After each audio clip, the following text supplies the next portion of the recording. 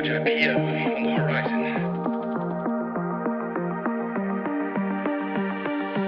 You're surrounded by journalists. Hold your position.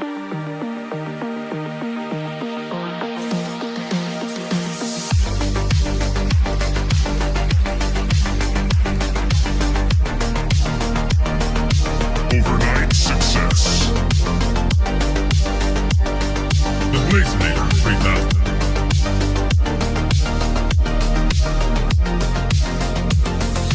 Double blades. Right.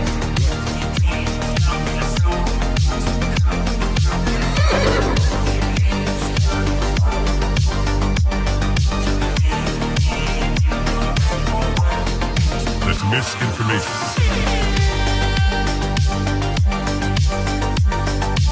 Market clearing order inbound. That's just wrong. We are surrounded by journalists. Hold your position. Come, get up.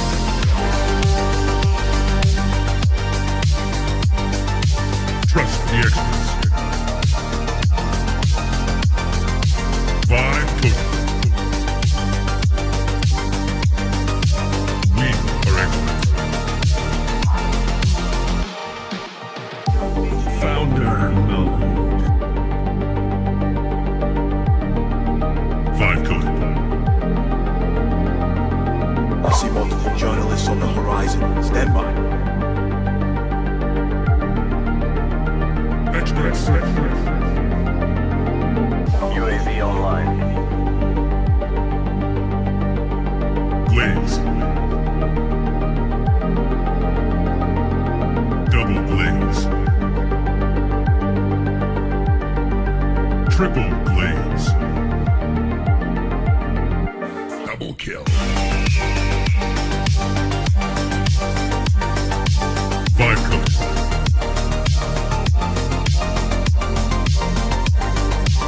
Wrong.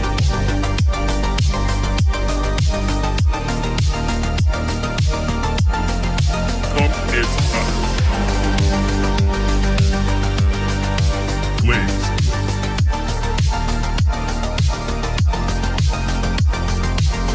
Team deathmatch.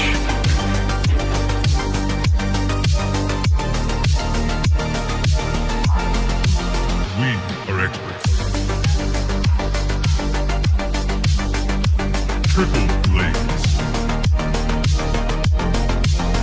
That's just wrong. Right.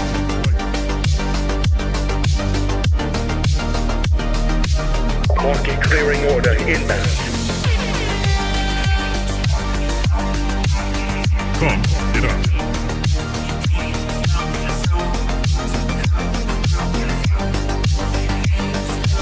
We are surrounded by journalists. Hold your position.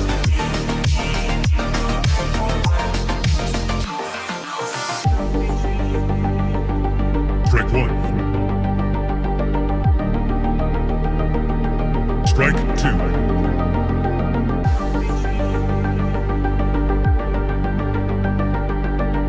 Activate Google Retriever mode.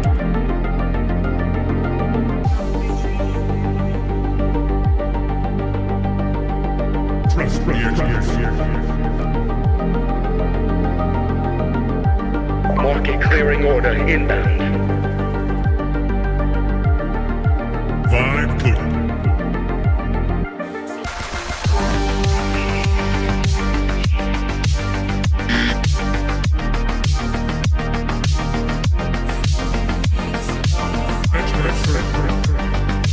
I see multiple journalists on the horizon. Stand by.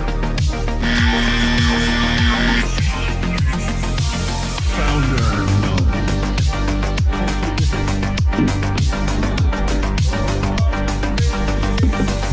You're watching TBPN. Today is Friday, January 30th, 2026.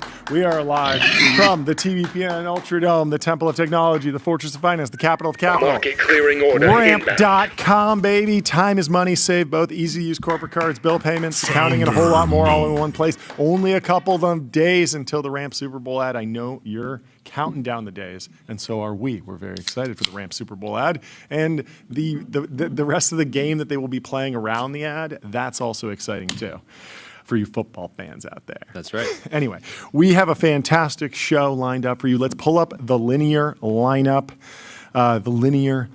Meet the system for modern software development. 70% of enterprise workspaces on Linear are using agents. We have Jim Lanzone from the CEO of Yahoo coming in person to the Ultradome. We had breakfast with him today. It's Absolute legend. Super fun story. Tyler Cowen's joining to talk about the Fed and economics. Jason Lemkin is going to talk about how we're going to transform SaaStr into the next Davos. We were going back and forth about how Davos is absolutely printing and we all need to step our game up. We're going to have fun with him. Alex Roy just broke the autonomous record for going across country on the Cannonball. And then Bobby's coming on to talk about housing. So tons of interesting stories today. Of course, the top story is Kevin Warsh has been selected by Donald Trump as the next Fed chair. And he still needs to go through Senate confirmation, but it's looking really good, and so everyone's doing deep dives on Kevin Warsh. Many people weren't familiar with him, so we wrote a little write-up in the newsletter, tbpn.com, of course, if you want to sign up. He's the new Jerome Powell. He's the new hand on the printing press, but he might be running them a bit quieter. He actually said on a panel at Stanford last year, if the printing press could be quiet, we could have lower policy rates. And so this is something that we're going to have to, it's a little bit wonky. We're going to talk to Tyler Cowen about it, obviously. We're going to have to work through some of the trade-offs here. But you can think about many different Fed policies, expansion of the balance sheet. They're buying more treasuries. They're buying more government debt. They're creating money. They're expanding the monetary supply, expanding the money supply, creating more currency, right? Why are you laughing? They're printing money out of thin air. No, they really are printing out money out of thin air. But they also do have the ability to destroy money. They also have a furnace that they can pour money into. No. This is the Warsh platform. Are you anti-Warsh? No, I'm just You're Warshed up. Should we watch this video, by the way? Yeah, let's watch it. Okay, I'll you post it? Yeah, I just posted it. Okay. While we pull that up, let me tell you about AppLovin. Profitable advertising made easy with Axon.ai. Get access to over 1 billion daily active users and grow your business today. Do we have the video? Yes. Let's play I it. not only have 12 years of experience in government and 6 at the Fed, I've got some knowledge of Fed history. What the Fed needs is need a a more hype reel. robust discussion of ideas, less groupthink. I don't like it that everyone's following the same models. I actually don't know this song.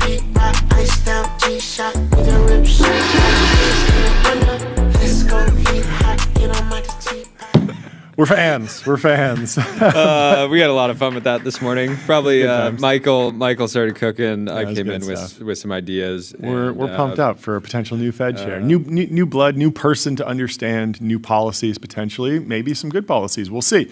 Everyone will be giving their takes on what they think will happen and then what the impacts of those decisions will be. So, Warsh has a complicated history with. What are you laughing at now? I just think that video combines all of my interests. Yes. It's a perfect encapsulation. That's great. You threw some AI ice on the wrist, and yes. The ice on the wrist was AI. Yes. But he does look fantastic, and he was actually complimented by Donald Trump as having like great looks or something like that, which is a very funny comment. And Trump also at one point said like he's very youthful, but he couldn't get his name right. There's a bunch of funny things we'll dig into, but so he has a complicated history with Jerome Powell. It's very friendly. He never engages in ad hominem, but they are competitive in terms of the roles that they could potentially fill, and they do have policy disagreements. So Warsh was a finalist for Fed chair in 2017 during the first Trump administration. It was between Jerome Powell, Kevin Warsh, and a couple others. And at the time, Treasury Secretary Steve Mnuchin went with Powell or endorsed Powell. And it's potentially that Warsh's relative youth was a factor. He was just barely over 47 at the time, which is Spring chicken. funny because it seems like very mature. Like you're certainly old to have a serious job at 47. But there's a lot of Fed chairs that come in at Janet Yellen was 67, Jerome Powell was 65 at appointment. Now Ben Bernanke was 51 before that. So it's not always super people that are past retirement age, I guess. But now he's ready. He's 55. He's ready to rock. He's still young relative to the other Fed chairs that I mentioned. And he's had a great career. Stanford undergrad, Harvard Law School, Morgan Stanley M&A. Sort of a non-traditional background. Yes. I mean, truly, I actually know someone in Stanford undergrad, Harvard Law School, now is a VC. And, I don't think he can beat the allegations of the traditional background. But after 9/11, this was kind of a formative moment for him because he was in Wall Street. Now, Morgan Stanley at the time was in Times Square, so that building was unaffected. But there were Morgan Stanley employees in the towers, and he sort of sees, according to some reporting, that as like a call to action to like go work with the government, work for the government. So he moves to DC, gets involved in politics in 2002, and he joins the Fed in 2006 at 35, and he was the youngest governor in the Fed's history. So clearly on the fast track. And it was a crazy, crazy time to join because in 2006, you're like, everything's going great. People are buying houses. People are buying third houses, fourth houses, fifth houses, sixth houses. They don't have employment. They don't have income. They don't have assets, but they're still able to buy houses. It's amazing. What could go wrong? And of course, it went terribly, terribly wrong. There was a massive global financial crisis, and there were tons of emergency interventions. A lot of them were inventions of the time. There were a lot of novel solutions. Ben Bernanke was leading the country through the crisis, along with Tim Geithner and the Obama administration. Quantitative easing, money printing, bringing liquidity to markets that had completely seized up, like the money markets had seized. There were lots of markets that were just not moving, and basically every bank was going to go bankrupt or shut down if something wasn't done. So, of course, the Fed opens the discount window, allows money to be lent to the banks, and then the banks can continue to do business. He was involved in a bunch of different aspects of that we can go into. He actually got an ethics waiver to go and advise Morgan Stanley because he formerly worked there. So there's a worry about, okay, well, are you still buddies with these guys? Like, are you going to give them like extra help? But they were like, no, you're straight up, you're a good guy, and we trust you. And really, like, you've been working in the government for almost a decade at this point. Like, you're probably not really trying to put the thumb on the scale towards Morgan Stanley. So he helps with Morgan Stanley. He helps with Goldman Sachs. He actually worked on 2 unsuccessful mergers that were proposed at the time. So B of A merged with Merrill Lynch. There were a number of other bankruptcies. Bear Stearns, of course. Lehman Brothers went down. There were some other assets that were everything was like consolidating, trading hands. There were conversions of banks to different structures so they could actually take money from the Fed. And he worked on a proposed merger between Citigroup and Goldman, and then another one between Wachovia and Goldman. Goldman wound up not doing either of them. I think Goldman was like pretty stable the whole time.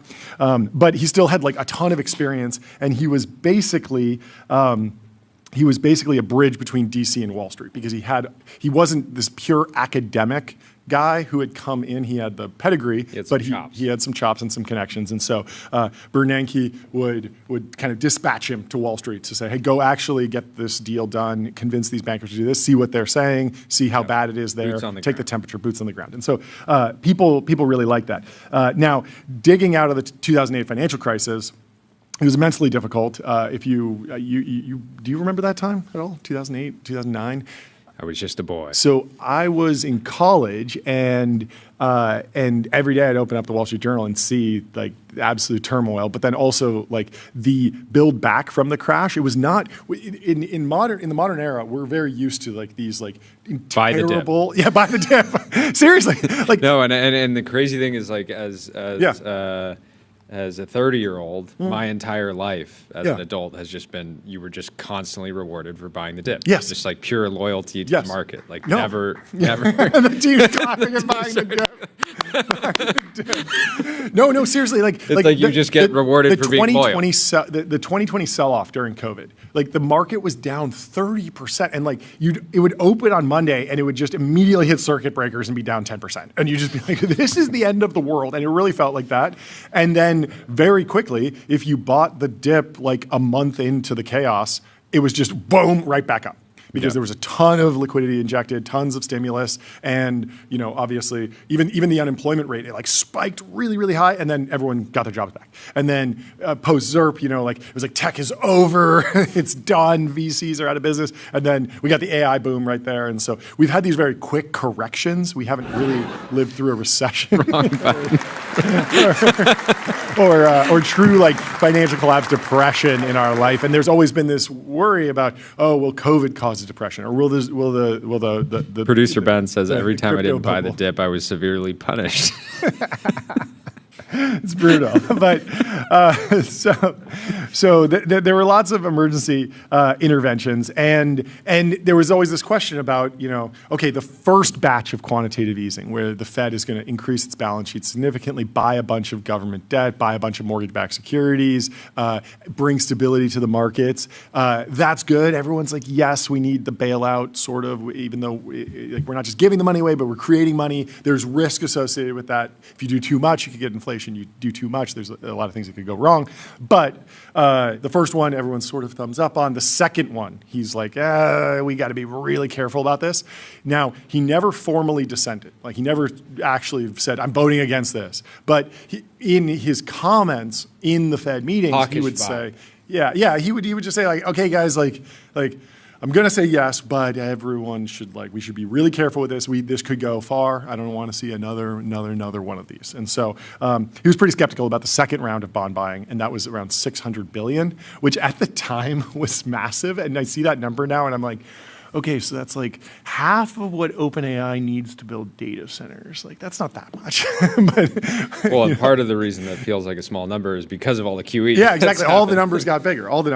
For sure. So this is why a lot of people like Kevin Warsh. They like him because he was very much a live player during the global financial crisis. He was going out there and meeting with the bankers, doing deals, but also pushing back and saying, yes, we need really aggressive intervention because the whole financial system is going to collapse, and it is collapsing. We got to step in. He's not the Fed shouldn't exist, we shouldn't do anything. But at the same time, he's not, oh yeah, we got to keep doing and pump, because at a certain point, it just starts benefiting asset holders. It just starts benefiting the rich, and it puts more pressure on the average American household. And that's a lot of the rhetoric that we're hearing here. So, he was very much a live player during the global financial crisis. He was in the room with the bankers and Fed officials. He understands that aggressive actions are necessary if there's a complete meltdown, but at the same time, he's just not super happy about the fact that the Fed's balance sheet has expanded 10x since he joined.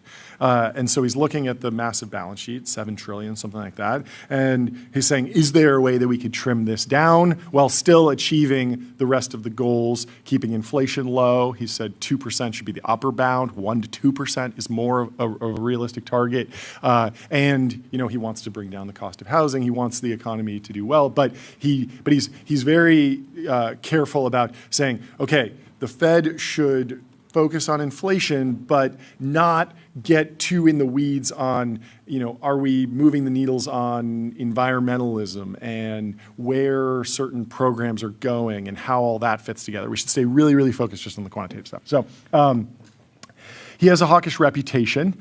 So the expectation is that he might be pro-rate cuts, but still wants to shrink the Fed's balance sheet. And so that could mean what's called passive quantitative tightening. So after the 2008 financial crisis, we went through quantitative easing the money supply, increasing the money supply, printing money. The money printer was working. Now you turn. He's had this quote.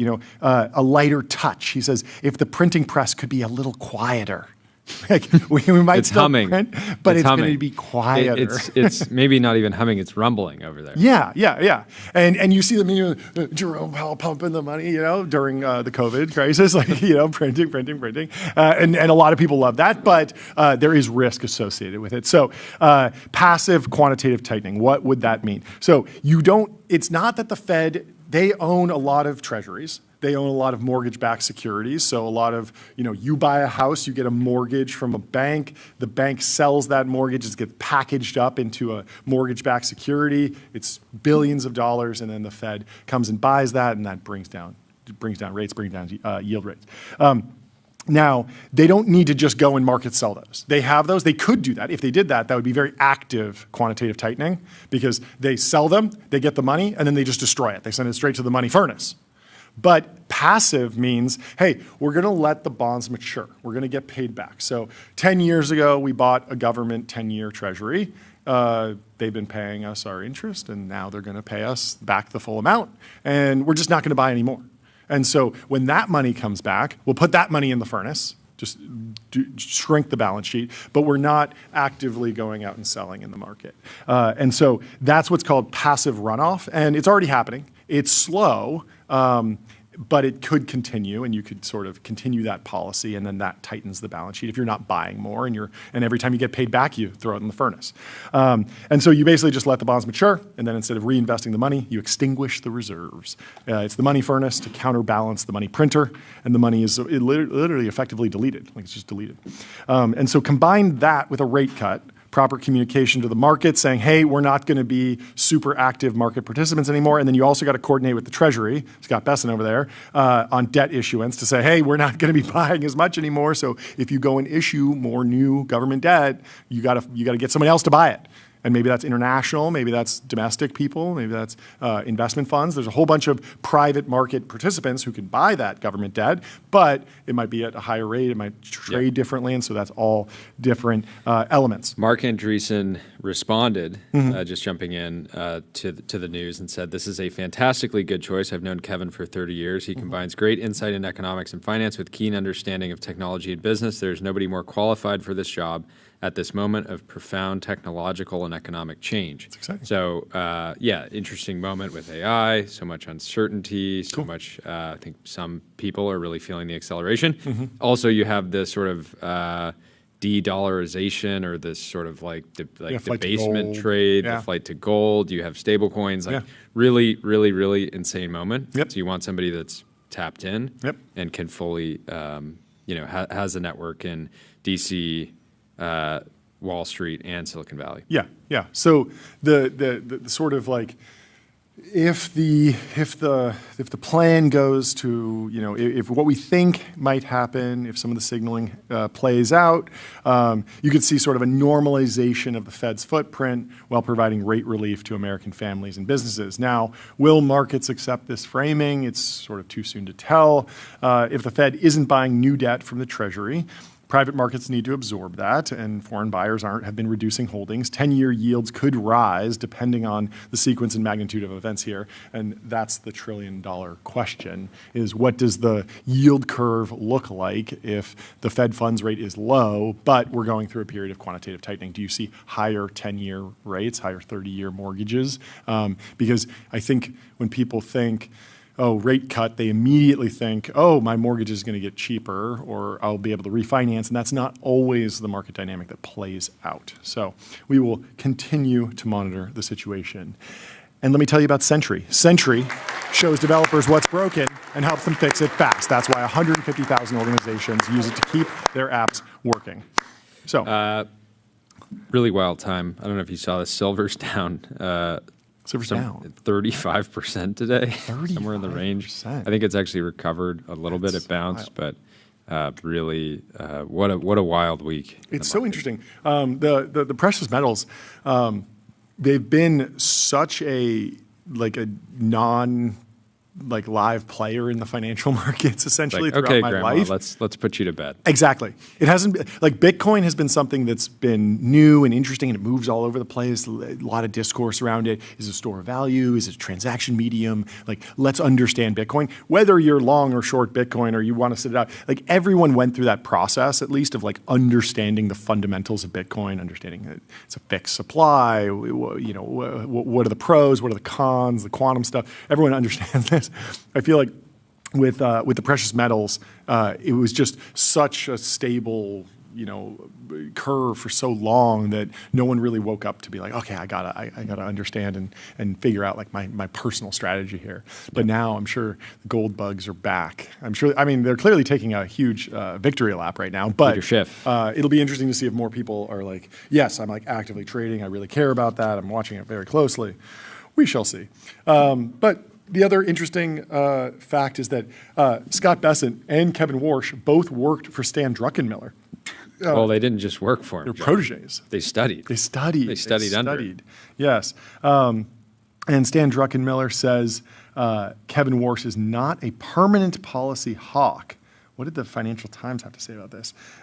This is published 5 hours ago. Kevin Warsh is not permanently hawkish on monetary policy despite his reputation for a conservative stance on rates, according to Stan Druckenmiller, the billionaire investor and longtime mentor of Donald Trump's federal chair nominee.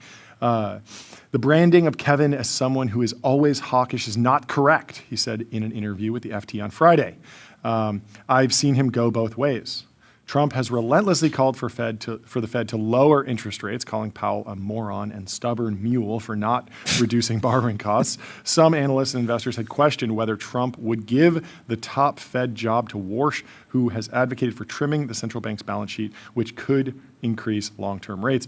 Warsh had also earned a reputation for his hawkish stance from his time as a governor at the Fed from 2006 to 2011. Transcripts of FOMC meetings from one of the most turbulent periods of the financial crisis show that he reiterated concerns about inflation just days before the collapse of U.S. investment bank Lehman Brothers. Interesting, not exactly the time. I think what they're trying to say here is that not exactly the time to be worried about inflation when the economy is melting down. Warsh, who has worked as a partner at Druckenmiller's family office since 2011, was eventually all in on lowering interest rates during the financial crisis, despite his initial skepticism, and also supported cutting rates at the beginning of the pandemic, he added. In 2018, the pair wrote an op-ed arguing why the Fed should not lift rates immediately before the central bank decided to do so. The Fed was later forced to reverse the decision after markets fell apart. That was the temper tantrum. Warsh is very open-minded to the monetary policy approach of the former Fed chief Alan Greenspan, who oversaw the central bank in the 90s during a period of intense productivity growth, according to Druckenmiller. Kevin, right now, very much believes you can have growth without inflation. And there is a great, I mean, we can read this other quote. I mean, he's very open-minded. There's a great op-ed that Kevin Warsh wrote in the Wall Street Journal back in 2010 that we should read from. But first, let me tell you about MongoDB. Choose a database built for flexibility and scale with best-in-class embedding models and re-rankers. MongoDB has what you need to build what's next. So the new malaise and how to end it. So this is after the global financial crisis. We're now in 2010. Remember, 2008 is when the banks fail. So it is November 8th, 2010. So 2 years on, things have stabilized, but growth hasn't really reignited. And so he's saying, given what ails the economy, additional monetary policy measures are poor substitutes for more powerful pro-growth policies. He says, after a cyclical boost this year, the current state of the U.S. economy is unimpressive.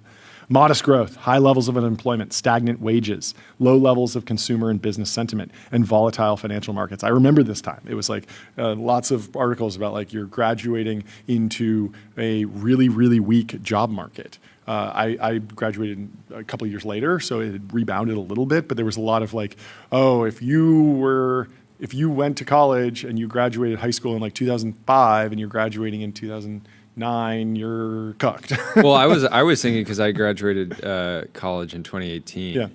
And I was always thinking like, oh, great, like 10-year cycle. Like I'm going to graduate into just like chaos, and ultimately came in the form of COVID. But So they were calling it the new normal, and he calls it the new malaise. The prevailing theory has it that U.S. policymakers should not deny our foregone fate. Like, don't deny it. Like, this is our fate. It's the new normal. Like, the U.S. just isn't growing, and that's just what's going to happen. This is just cope, I guess, and seethe. We should accept. But he has a different view. He says we should accept smaller. This is what they're saying. We should accept smaller improvements in output and employment and productivity. We should resign ourselves to the new normal and conduct policy accordingly. That is the last best hope, they argue, to preserve the remaining vestiges of a golden age that is no more. I reject this view, he says. I consider this emerging ethos to be dangerous and defeatist and debunked by America's own exceptional economic history. He says we're goated. We're goated, and I refuse to think otherwise. Nothing's changed. Our citizens are not unwitting victims of some unavoidable fate. The current period of subpar growth and high unemployment is real, but it doesn't need to persist. We can change things. We should not lower our expectations. We should improve our policies. This is Kevin Warsh in 2010. Broad macroeconomic policies have not changed direction in the past several years, but change they must if we are to prosper. We can no longer afford to tolerate economic policies that are preoccupied with the here and now. Chronic short-termism is the conduct of economic policy. In the conduct of economic policy, has done much to bring us to this perilous point. Stop thinking short-term. Think in decades. He's a mindset guy. Yeah. He's watching influencers and he's like, I got to think in decades. You got to think in decades, and everyone else here is thinking short term. So, like, how can we make a gym analogy here? Right? I was about to ask. So in some ways, right? Yes. You're going to the gym. You go to the gym. You do the same workout every single day. Yes. Right? You're just kind of like following the same kind of like programming. Yes. It works to a degree, right? You're healthy. You're not dropping dead. But at some point, you stop making stop making gains. He's telling America stop doing the bro split. He's like, we need a new program. We need to switch up the split. Okay. He's like, AI is peptides for the American economy. Yes. We could take that so much farther, but we won't today. Policymakers should be skeptical of the long-term benefits of temporary fixes to do the hard work of resurrecting the world's great economic power. Since early 2008, the fiscal authorities have sought to fill the hole left by the fall-off in demand through large temporary stimulus, checks in the mail to spur consumption, temporary housing rebates to raise demand, one-time cash for clunkers to move inventory, and temporary business tax credits to spur investment. All that stuff is temporary. He says these programs may well have boosted GDP for a quarter or two, but that's scarcely a full accounting of their effects. These stimulus programs did little to put the economy on a stronger, more sustainable trajectory. Sound fiscal policy must do more than reacquaint consumers with old bad habits. You don't just want, if people were over-leveraged on their car, over-leveraged on their house, you don't want to just get them back to a point where they're over-leveraged. You want a more stable economy moving forward. So he says policymakers should take notice of the critical importance of the supply side of the economy. The supply side establishes the economy's productive capacity. Recovery after a recession demands that capital and labor are reallocated. There was too much capital and labor, when there's a bubble, there's too much. It needs to be reallocated. You can't just reinflate the same bubble. You got to move things around. You got to figure out what's actually productive when there's a dislocation. He says, but the reallocation of these resources to new sectors and companies has been painfully slow and unnecessarily interrupted. We are feeling the ill effects. Fiscal authorities should resist the temptation to increase government's expenditures continually in order to compensate for shortfalls of private consumption and investment. So every time, GDP is slipping, more stimulus. Let's just, another Band-Aid. He's against that. He says a strict economic diet. I think he's thinking about some chicken and rice here. That's right. Let's go. That's right. A strict economic diet of fiscal austerity has greater appeal, a kind of penance owed for the excesses of the past. But root canal economics also does not constitute optimal economic policy. He says, you can't just gorge on stimulus, but you also can't do a root canal. You can't pull back fully. So he says the U.S. would be better off with a third way. pro-growth economic policy. The U.S. and world economies urgently need stronger growth, and the adoption of pro-growth economic policies would strengthen incentives to invest in capital and labor over the horizon, paving the way for robust job creation and higher living standards. Pro-growth policies, what does that include? It includes reform of the tax code to make it simpler, more transparent, and more conducive to long-term investment. So think, how can you incentivize people to long-term gains, hold assets, invest for the long term, CapEx? Tax illiquid wealth. Yeah, that's not quite it. Right. These policies, Right. These policies That's also communism. include real regulatory reform so that firms, financial and otherwise, know the rules and then succeed or fail. Regulators should be hostile to rent seeking by the established and hospitable to the companies whose names we do not know. Finally, the creep of trade protectionism is anathema to pro-growth policies. Very interesting in the Trump doctrine. We are seeing a lot of trade protectionism. How will these two, has he changed in the last 15 years since he wrote this? I don't know. Obviously, he's not in charge of trade policy, but that is an area where they, in theory, if his opinion holds today, they would butt heads. The U.S. should signal to the world that it is ready to resume leadership on trade, he says. The deleveraging by our households and businesses is not a pattern to be arrested, but good prudence to be celebrated. Larger, more liquid corporate balance sheets and higher personal saving rates are the reasonable and right responses to massive government dissaving and unpredictable government policies. The steep correction in housing markets, while painful, lays the foundation for recovery far better than the countless programs that have sought to subsidize and temporize the inevitable repricing. It is these transitions in our market economy and the adoption of pro-growth fiscal, regulatory, and trade policies that lay the essential groundwork for greater, more sustainable prosperity. He goes on, but he closes.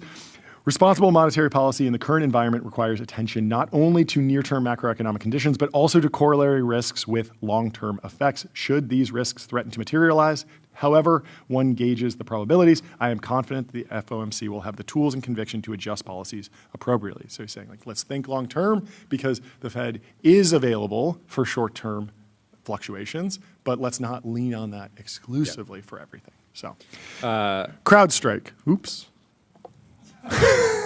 I'm new on the board. CrowdStrike. Your business is AI. Their business is securing it. CrowdStrike secures AI and stops breaches. And since you saw a preview, let's do Cognition too. Cognition. They're the makers of Devin, the AI software engineer. Crush your backlog with your personal AI engineering team. Well said, John. Let's move on to Podcast recommendation. Sure. Besson on All In. Oh, yeah. I think that's even more relevant now Totally. with this new nominee, given that Warsh and Besson, come from the same sort of school of thought. Yeah, no, that makes a lot of sense. Should we go over to Joe Weisenthal? Let's do it. Understanding the heights of different Fed chair. Paul Volcker was very tall, wasn't he? 6'7"? Is this just the Fed funds rate during their time? Right? Yes, but so I think it's a loose interpretation of the Fed's fund rate during their time. I don't know that that's a perfectly accurate chart, but it Volcker does. was 6'4". No, he was 6'7". He was 6'7". That's what I'm saying. What are you hallucinating on over there, buddy? I got 6'7" here. Anyway, yeah. It's pulling up a running back for the University of Michigan. Paul Volcker is the name of a running back. No, some other Volcker. Okay, 6'7". Yeah. Fed Chair Jerome Powell last night invoked the legend Paul Volcker when it came to rate hikes. Volcker, of course, increased rates from 11.2% to 20% interest rates. Can you imagine the disaster? There were protests in the street when Paul Volcker did that. He got an immense amount of pressure, but he did bring down inflation, and he is now seen as a legend amongst the Fed chairmen. They fought a lot of different crises, and Volcker is a legend. What else is going on here? The President Donald Trump nominates Kevin Warsh as chairman to the Board of Governors of Federal Reserve, and Elio says the signs were right in front of us. Were they actually on the CNBC at the same time or something? What is this image from? Yeah, this is the interview where Alex Karp is spinning yes, the book but and he puts the Zin in. But wait, was he interviewed by Kevin Warsh? I think so, Or is yeah. this a joke? Is he? I can't tell if this is fake news or not. Yeah, this is so confusing. I remember the carp image, but I don't remember. No, yeah, it's a discussion. It's on the Palantir YouTube channel. Wait, really? A discussion with Kevin Warsh. Yeah, Alex Carp. That's incredible. I had no idea. That's amazing. Should we pull it up? How long is it? It's like 40 minutes long. Okay, perfect. Run it. Two things about Kevin Warsh. One, from Mark Halperin. He and his team just ran one of the most ruthless, tactical, strategic, and clever war room-like efforts to achieve a challenging goal ever seen in politics, government, or business. If you ever decide to run for president and need to win the Iowa caucuses, hire this guy to be your campaign manager or opposition research director. Two, the finance world is quite curious to see how the markets react to this pick. If the president hasn't been warned that the response could be negative, someone wasn't doing their job. And how are the markets doing right now? They're down. The Dow Jones is down 0.5%. S&P down. Well, I think their Geiger Capital is playing around a little bit. You can pull up this post. He's calling it the Warsh wreck. He's sharing gold down 8%, silver down 21%, copper down 5%, platinum down 18%, palladium down 14%. Hard to read in. This started like potentially prior, right? And of course, there's a ton of leverage in the system right now, and so hard to say if the market is correcting because of Warsh. It shows like potentially that the market is pricing in the fact that the dollar might not be as cooked. Yes, yes. I mean, when I look at the gold chart and I'm like, oh, it's up twice, like 2x over the year. I'm like, we're in danger. I'm in danger. Yeah. I mean, like obviously it's good for all the gold bugs, and if you own gold, like that's great. But it does feel like it's losing faith in America, American policy, Fed independence, all these different things. I'm not crying over a little bit of a correction in the precious metals market. If it means more stable economic policy for the world. Which Geiger also shared Kevin Warsh supports a strong dollar. Much of Trump's domestic and foreign policy requires a weak dollar. Yeah, obviously on the trade side. Well, let me tell you about Vanta. Automate compliance and security. Vanta is the leading platform for AI trust management. There's a clip here from 8 months prior to the election that you can pull up. Yes, the Brookings Institution.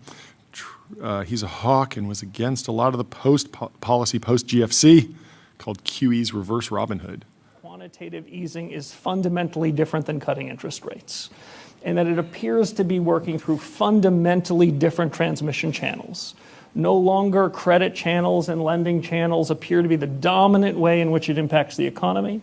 It appears much more to be working itself through asset prices. Whether you think about housing stocks or financial stocks, I think that is the dominant channel. And as a first approximation, if 3/4 of our fellow citizens get 96% of their income from labor income, it strikes me we ought not be dismissive in saying, oh, everybody wins. When I look at the wealth creation across the financial asset world post-crisis, I view that wealth creation as being significantly above what my former colleagues predicted.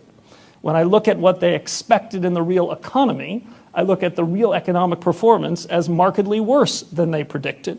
And so that's what I think raises these questions, makes them absolutely germane to today's discussion. And I very much do worry, as I'm sure many of people in this room do, that we've created a product not with bad intent.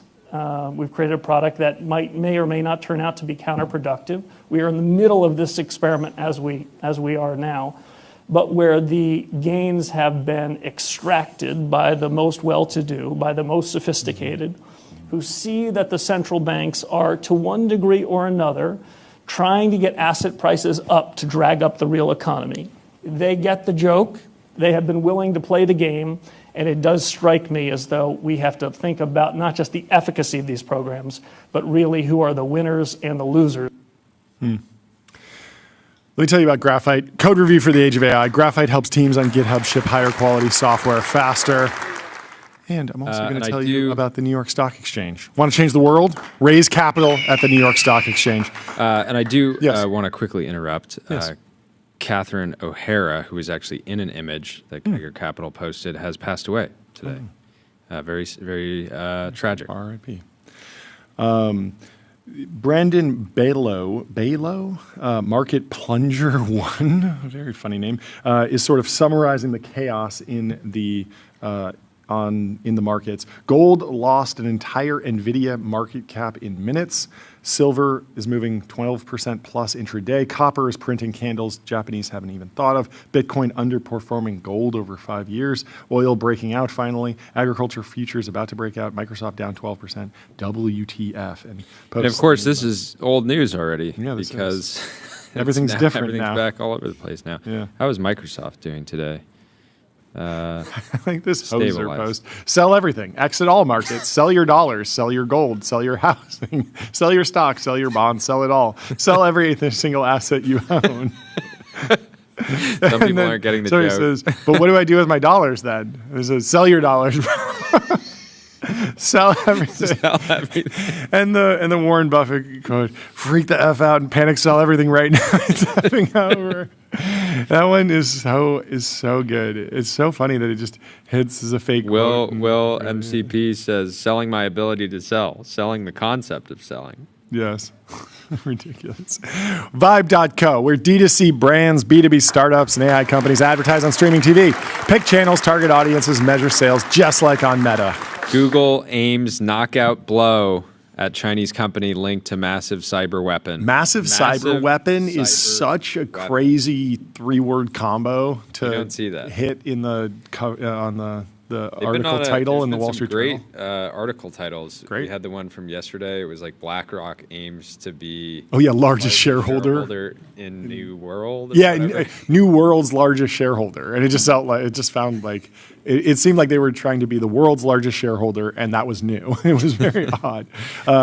Before we read this, let me tell you about Plaid. Plaid powers the apps you use to spend, save, borrow, and invest, securely connecting bank accounts to move money, fight fraud, and improve lending now with AI. Okay, Google targets global network employed by hackers that often use devices running in homes of everyday Americans.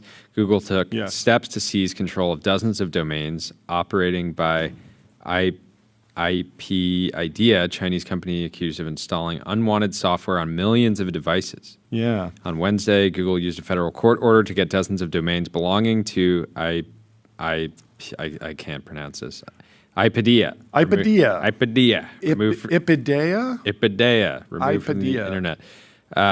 Google and security researchers say the This is a mysterious good Chinese trick. company. If you're going to be a hacker collective Have a building a com- massive cyber weapon, pick a name that no one can pronounce, and so Or the you just sound coverage just silly won't go when you're saying viral. it. Yeah. Yeah. Yeah. If it was like Evil Corp, or like there's some really crazy hacker collectives that are called Anonymous, or like there's another one that was called like Black Sands or like Dark Wind, and you're just like, oh, okay, like Sounds like, ominous. I'm definitely going to talk about that. This is much harder, but we will call it IPidea. Throw a Texas accent on it. So Google and security researchers say the mysterious Chinese company is an unsavory enterprise that sneaks unwanted and dangerous software on millions of phones, home computers, and Android devices. Control of the domains allowed Google to both shut down the public websites and technical backend of the company, which operates using more than a dozen brand names. Google has also taken steps to remove hundreds of apps affiliated with the company from Android devices, it's said. The actions are expected to knock more than 9 million Android devices off IPidea's network. They target a little-known but important part of the internet that has increasingly worried cybersecurity experts. It's called residential proxy networks. These online services are built out of apps that are installed on virtually any type of internet-connected device, IoT devices. Are joining these networks. Among them, media players, PCs, mobile phones. Companies such as IPidea rent out access to the devices to paying customers who want to use the internet anonymously. So it's sort of like a distributed VPN for anyone who wants an anonymous Last routing. year, Google sued the anonymous operators, a network of more than 10 million internet-connected televisions, tablets, and projectors, saying they had secretly pre-installed residential proxy software on them. That is sketchy. Wednesday's action was a continuation of an order Google received. It's got to be so annoying to sue an anonymous person. You're just like, I sue you. Yeah. You have been served, whoever you are. So interesting, Ipedia does have spokeswomen. A spokeswoman acknowledged in an email that the company and its partners had engaged in, quote, relatively aggressive market expansion strategies and conducted promotional activities in inappropriate venues, i.e. hacker forums. They just shared this? But she said that it had since improved its business practices.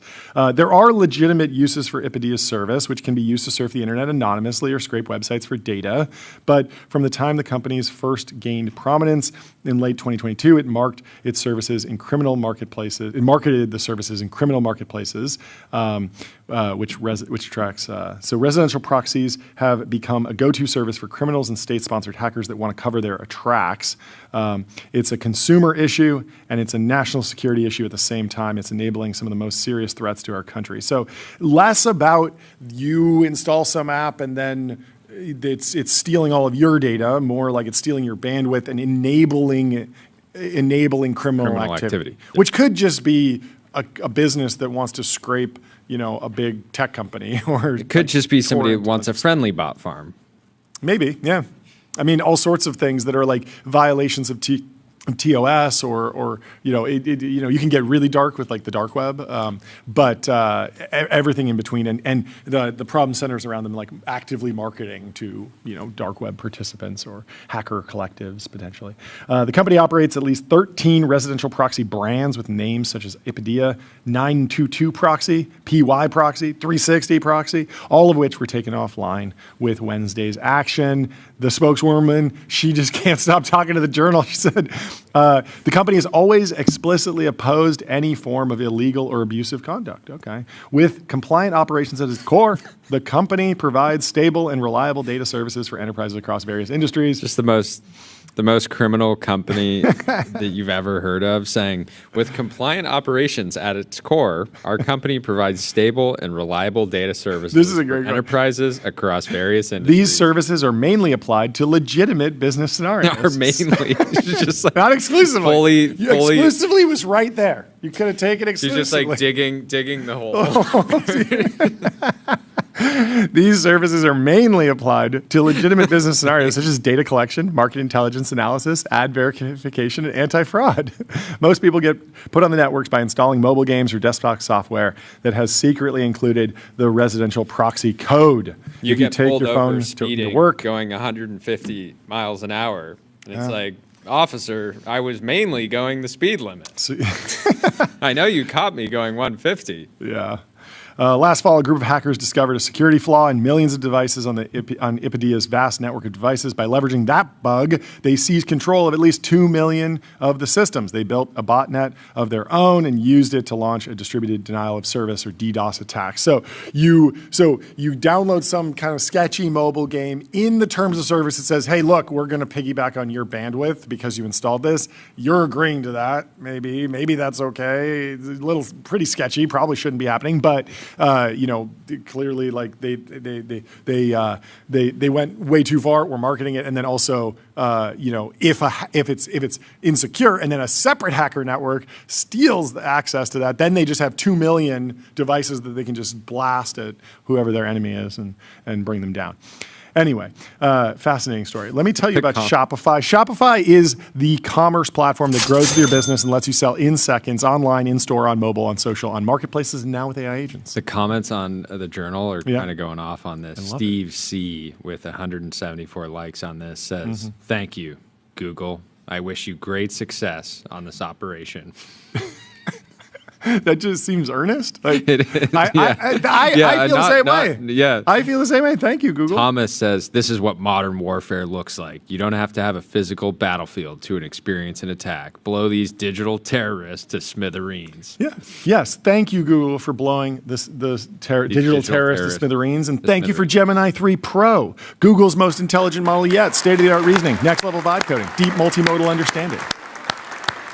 So, should we head over to the Mansion section? Harry Macklowe, he lost his 4.32 park spread. Now it's selling for over $50 million. He was an owner at the Midtown Super Tall, and he's agreed to buy the full floor spread from CIM Group.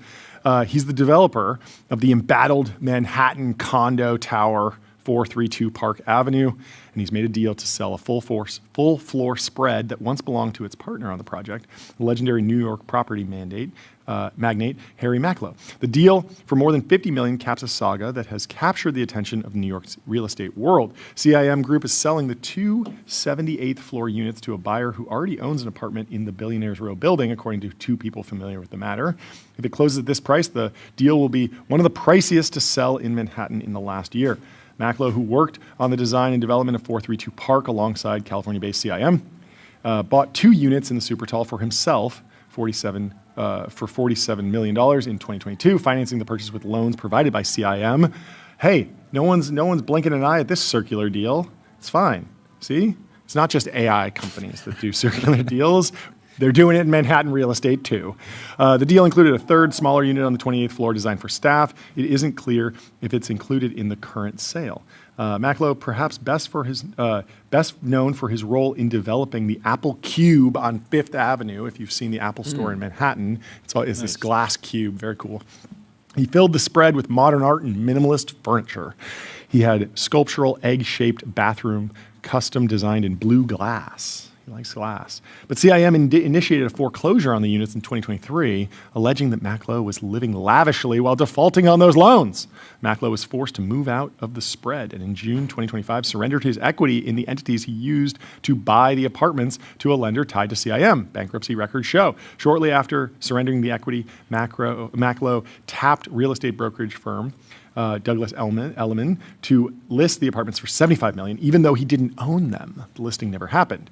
The spread is currently configured as two separate apartments. A fully furnished, roughly 7,000 square foot unit has 4 bedrooms, while the raw space is about 12,000 square feet. Well, a raw space is about 12,000 square feet. The smaller unit was originally intended for Macklowe's then-wife, Linda Macklowe, but she chose not to close on the purchase amid their divorce battle in the 2010s. The apartments have the building's signature design flourishes, including a series of 10 by 10 foot windows with recessed seating nooks. Meanwhile, Macklowe is still trying to sell his Hamptons mansion, which doesn't have a certificate of occupancy, meaning it can't legally be lived in. You got to squat in it.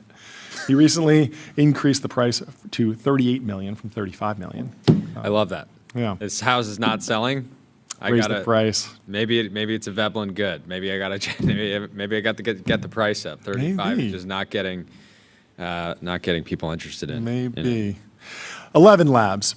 Build intelligent, real-time conversational agents, reimagine human technology interaction with 11 Labs. Speaking of 11 Labs, Brianne Kimmel joined 11 Labs. Congratulations. Some trade deals, some personnel news. She's going to be building out their creative platform. Okay. She says, today voice is one of the best ways to interact with technology. People are tired of slop, brain rot, and doom scrolling, which means every company needs to find its voice and adapt to the changing needs of their customers. Creative platform is how they'll do it. In my new role, I'll focus on our newest product, our all-in-one solution for enterprise teams to create lifelike audio, original music, and end-to-end video experiences. Whoa. Whoa.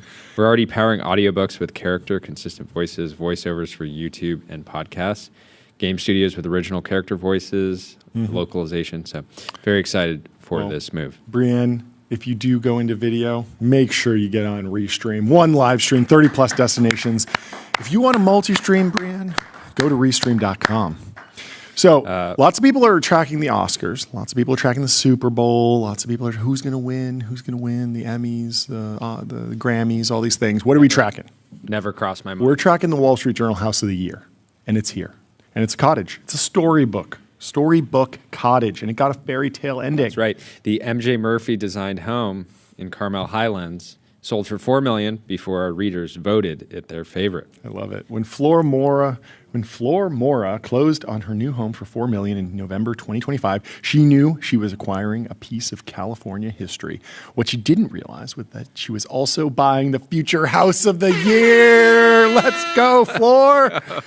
Congratulations. What a pick. It is the Super Bowl of real estate and architectural design. The property, built in 1925 and located in the Carmel Highlands, is an example of early 20th century storybook architecture, characterized by features such as curved roofline and stone chimney. The style is synonymous with the neighboring city of Carmel by the Sea, which is known for its fairy tale aesthetic.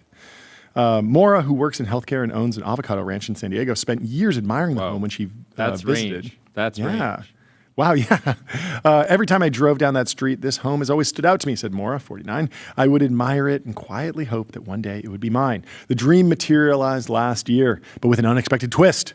After Mora purchased the property, which unbeknown to her had been featured as a House of the Week pick in September, readers had already voted to crown it the House of the Year in the year-end poll. It came as a complete surprise, says Mora. The path to the winner's circle was paved by a significant transition. The home, who was designed by famed builder MJ Murphy, who is largely responsible for Carmel by the Sea's signature look, had been owned by John and Beth Needle since 1986, quite a long time. For the couple, the house represented 4 decades of historical preservation. Beth, who's in her 80s, and her extended family were no longer able to use the home as much as they'd like. John died 3 years ago, and his estate placed the property on the market last June. Media exposure from the initial feature generated market traction, according to listing agent Ashley Whalen. 3 different people reached out to her after the article ran. One ended up in a showing, she said, but it didn't end up being the right fit for them. While the home's architecture drew interest, a price cut from $4.77 million. Do you think winning Home of the Year actually adds to the property's value? Yeah, I would guess if she relisted it now, it'd go for at least 5, 20, 6, 30, maybe 45. I was just talking 5-6 billion. Yeah, for sure.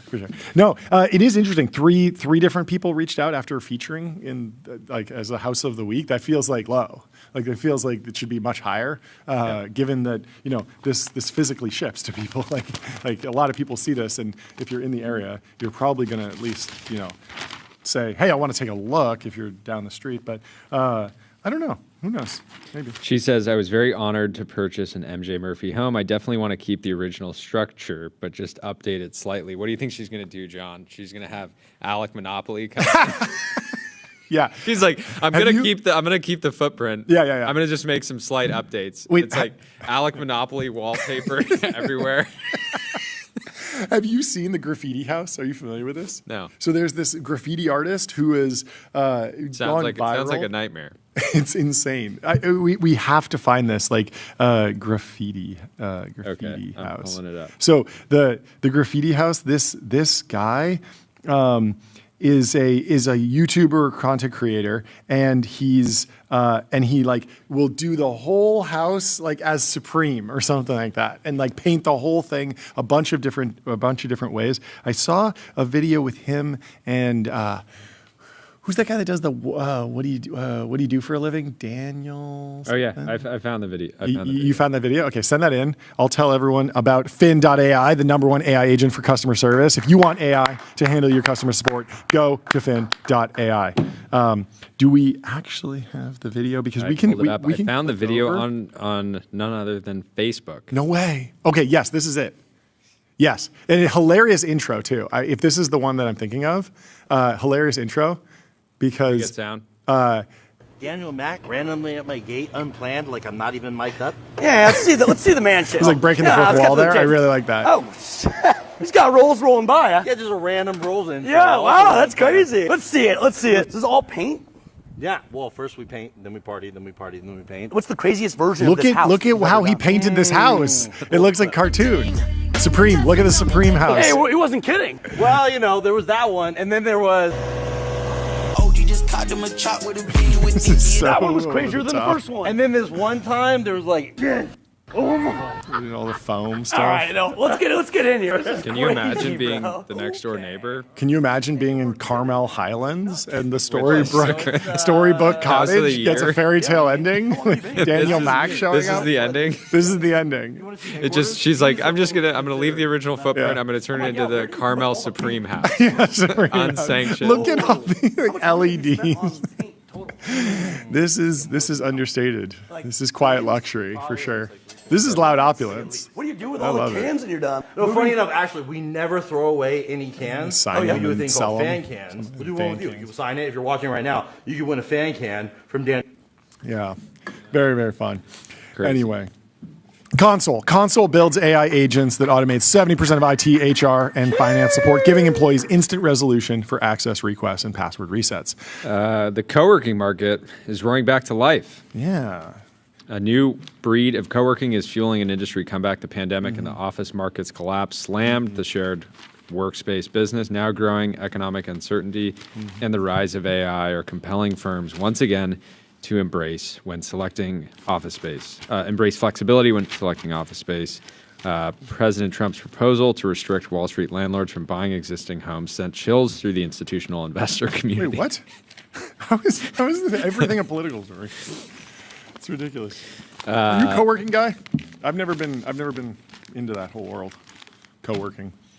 Never was that into it. Except remember that random crossover where I worked out of the Soylent office? Oh yeah, it turned into a co-working space basically. Yeah, they bought way too much real estate. No, they just had way too much space. It was a really cool concept. They just said hey, we're going to make a kind of a startup zone. Yeah. The problem with co-working spaces is, it's fine if you get an office and then you can go there and close the door and lock in, and it's just a place with Wi-Fi and it's your own little monk mode zone. But if you just have a floating desk, a lot of the co-working spaces will wind up with just a lot of people that are there to network and chat and talk your ear off, and you just get nothing done. And they can quickly turn into oh, there's beer on tap. I'm just socializing. I'm not actually grinding, and so it can be difficult. But when done correctly, I'm sure you can have a good time. And who knows, maybe it's coming roaring back. Let me tell you about TurboPuffer, serverless vector and full text search, built from first principles on object storage, fast, 10x cheaper, and extremely scalable. And I want to go through this $140 million mansion in Saint-Tropez on the French Riviera, a waterfront estate that overlooks the Mediterranean. Look at this. In an exclusive enclave in one of the world's most famous playgrounds for the wealthy, a waterfront estate on the Mediterranean Sea is seeking well over $100 million. Art collector Andrea Priest is asking 115 million euros, or almost 140 million USD, for roughly 2-acre property located in Les Parcs of Saint-Tropez, the most exclusive community there. The coastal town on the French Riviera has long lured the rich and famous, including billionaires Ken Griffin and Bernard Arnault, who both own properties there. The Priest estate was completed in late 2025 and took about 8 years to build. Wow. Thinking in decades there. Overnight success. Priest is the founder of Priest Fine Arts, an art photography gallery in Vienna. I was just in Vienna. I don't know if I actually saw this when I was walking around, but I'm shocked that an art photography gallery we need can do Dylan. so yeah, well. yeah. No, It's we need crazy. Dylan. We need Dylan to chime in here because this might be one of those things where it's somebody who owns an NFL team. Yes, and yes, it's yes. It's who are they? They're the They owner. also own all of the gas, Every and chemical. every stone. They own all the stones in the world. They own all the minerals in the ground, and then they started a gallery that does $2 million a year in sales, and now they've rebranded. It loses $2 billion a year. The gated estate includes a roughly 10,000 square foot main house, a pool house, and a 90-foot swimming pool. A partially completed one-bedroom studio was intended for a security guard. They couldn't even finish it. What?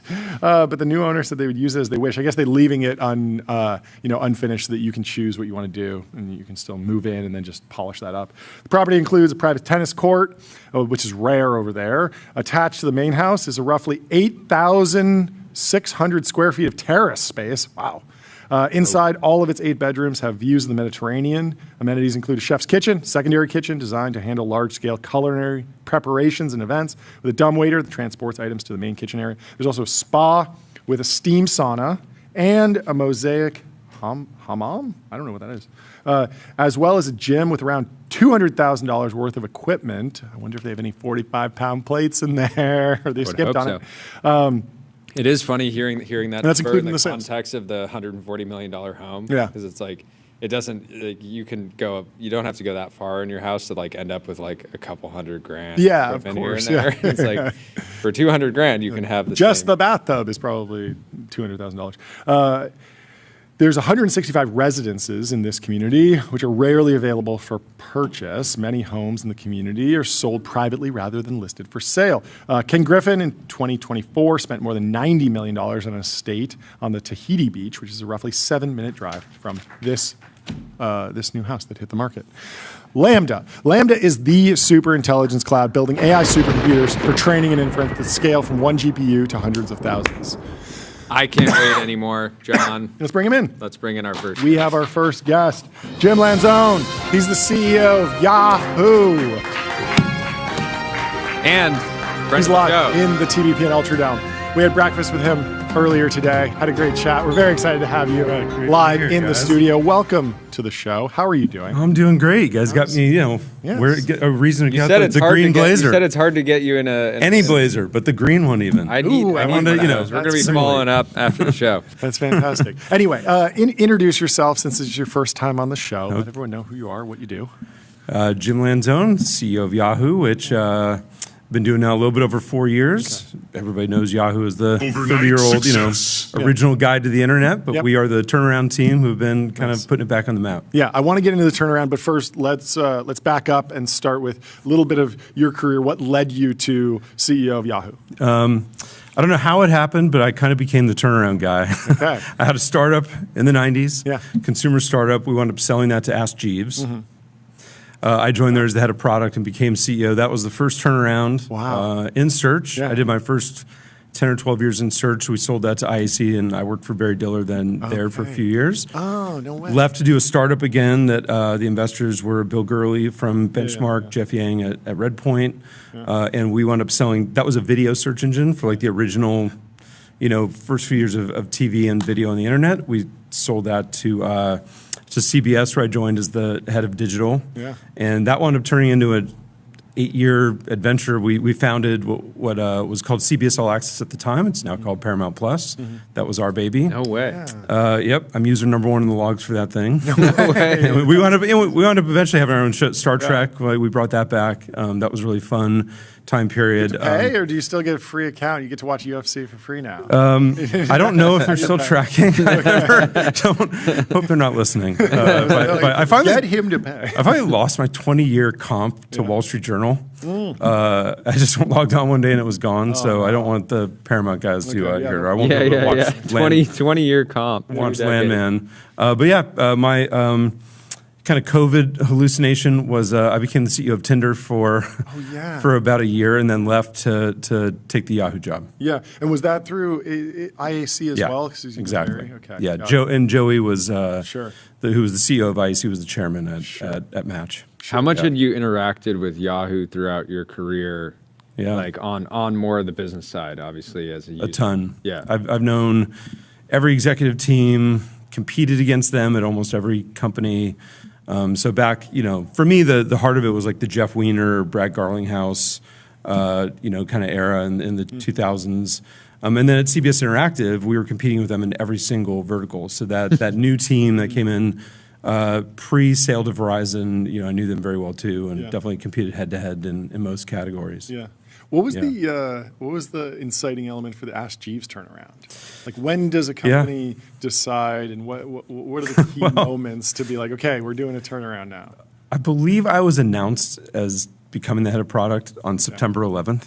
Whoa. So that was kind of rolled into it being a turnaround. Yep. The stock had gotten down to, I think, 79 cents a share.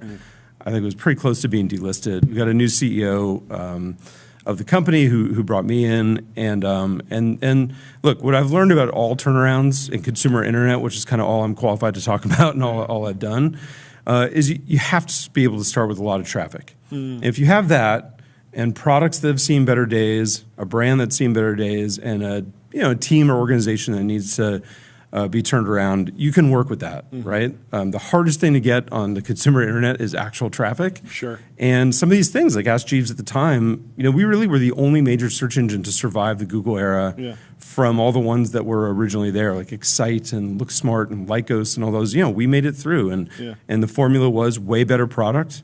Reduce down the number of things you're doing, get a way better team, and have at it. And we totally grew every year. We also were the first to switch to Google AdWords at the time. So I've been partners with Google at every company too, going back to 2002, that was.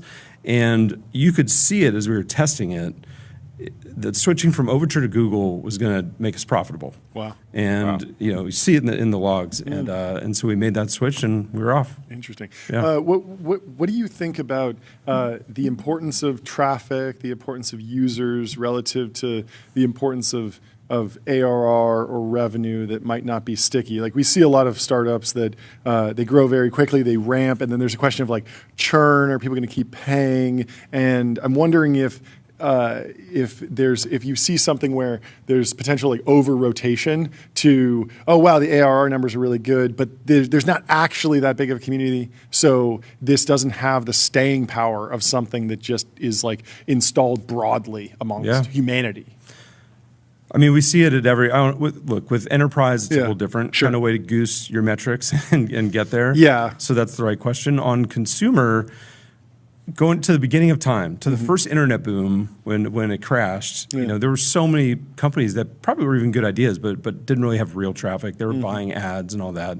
That's always been the case. Well, also there just wasn't enough users on the internet to sustain maybe businesses at that scale. Well, things just kind of got out of hand in a lot of ways at that time. But you know, even through the 2010s and everything else, you've always seen companies just get, it's almost like the round tripping that's happening now. Sure. Where you would get funded and you just buy a jackload of traffic. And that's different than having truly sustainable traffic. And Yahoo, even 30 years in, 75% of our traffic today is direct, right? Yeah. We still have SEO, Sure. we still do performance marketing and brand marketing, but the vast majority of our users are direct. The vast majority of our ad impressions are to people who are logged in. So yeah, there is a difference. Talk about what was going on with Yahoo, like prior to when you were brought in, why you took the job. Obviously, if you're a turnaround guy, you're not going to, you're going to take the job where you think you can actually have an impact and be successful. Yeah. But walk us through kind of that moment.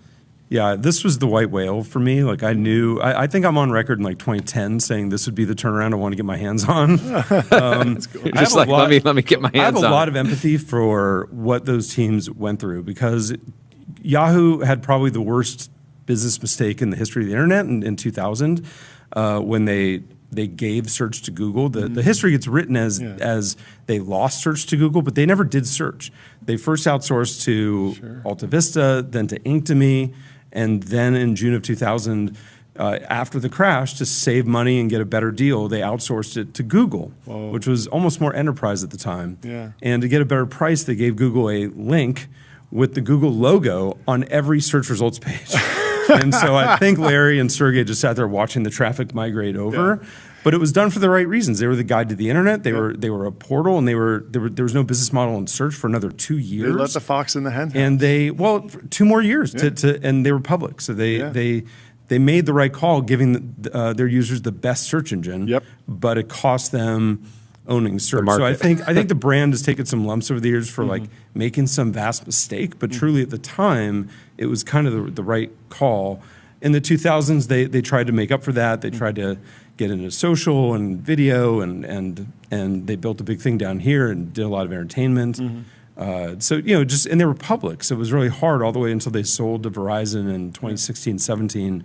To be a standalone public company in the face of all that. So then you get 4 or 5 years inside of Verizon, which is a telecom company, and they had bought it with some vision of some data play. But then that CEO left, and a new CEO came in who wasn't really responsible for that deal. Yeah, what are we doing here? And so it was just hard, I think, to kind of get real strategic alignment around what always should have been the mission, which was the original mission, to be the guide to the internet. And through all of that, Yahoo is still number 1 or number 2 in all these important categories like finance and sports and news, email, and even number 3 in search. And where they were still strong, it had been where they had never kind of stopped following the original mission. So that we kind of just tried to move it back to that.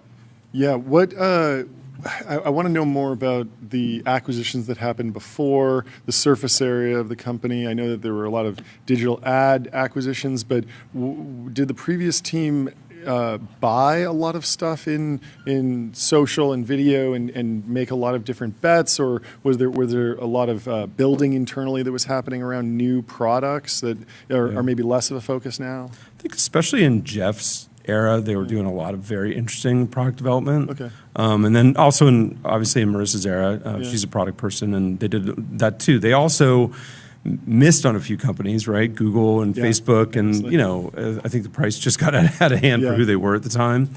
And then both companies, because we got spun out, not just with Yahoo, it was called Yahoo, but we also had AOL, which had been bought by Verizon. So those two companies combined have bought maybe 40 ad tech companies or things in that space, along with a lot of other things like Flickr over the years and Tumblr. That all of which wound up being divested over time. We came in and we divested a lot more of them, and just tried to get the focus of the company down to where we thought we could win, which are the core consumer products. And then in the ad tech space, we kept the DSP, the demand side platform, because it turns out that one of the biggest strengths of Yahoo is the data. Not very many companies have this first party relationship with hundreds of millions of users. Some companies do, but not a lot. And one thing you can do with that is build things for your own properties, but another is that you can use that to help target off of Yahoo. And so that's why our DSP has been growing as well. Yeah. What at that initial spin out, like how integrated was AOL and were AOL and Yahoo? Or is it like same offices even? It's because they split now, but how the headquarters for AOL was still in Washington D.C. Okay, but our office in New York City is their old office, which is where Tim Armstrong's office was when he was running the company. Okay, so we still have a good contingent there. Sure. But the company was just kind of in a lot of different places. We had offices here, in the Bay Area. They were just kind of all over. Yeah. Now AOL is in Italy. America Online. It's funny. America Online is in Italy. True. Italy Online. True. And we're still working arm in arm with them because we were pretty tied together. It was called Verizon Media, and so we're having to unwind a bunch of that. So what's the core? What's the core of the business today? And like as you go down the long tail, there are other products, finance, sports, et cetera, that are still driving growth, and you're still continuing to invest in. And then there's stuff that you're not doing. But what's the surface area of Yahoo? I'd say that the biggest businesses are search and mail, and I call mail the spine of the book for what kind of brings the most users back every day. But we get to our size. We're usually we are top 5 every month. We hit 250 million users in the U.S., 700 million globally. Wow! But it's not through Can we get one. the gong? That was not a gong. Watch out! We got a new. We got a new. Coming down. Oh, look at that! We're hitting it for top 5. Well, I'll tell you the tchotchke I brought along is a very small gong alternative at the right moments. What's this? I gotta open it up. That is the Yahoo Let's go. Yodel button. So you smack that. It's such an iconic sound. Which still happens at 9. After every touchdown at 49er games, that happens. Oh, yeah. And the whole No crowd. way. It kind of let me know that the brand had a chance to come back because the whole crowd, we added the purple here for you too. You can there check the lights. That's good. We'll add this to the board. I'll keep it here for now. So I think everybody, our user base gets there in every different way. So some people, we are their fantasy platform and have been for many years.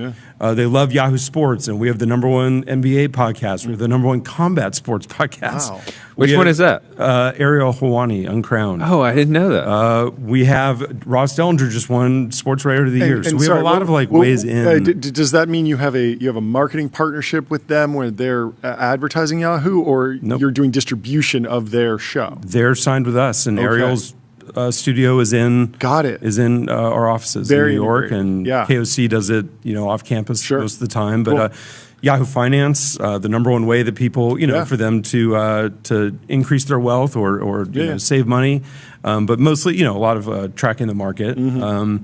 And we also do in those businesses, we're now doing 60 hours of programming a week for sports and almost that for finance, but we're basically just providing analysis and context for everything that's happening. We're not out there scooping like that. That's for Shams at ESPN and for other people, not for us. So talk about the other things that are downstream of finance and sports. You could imagine you're doing fantasy sports, then you do daily fantasy, then you do sports betting, or you do finance, and then you have an investment platform, and then you have a crypto exchange and a coin. Like, what's on the table? What's off the table?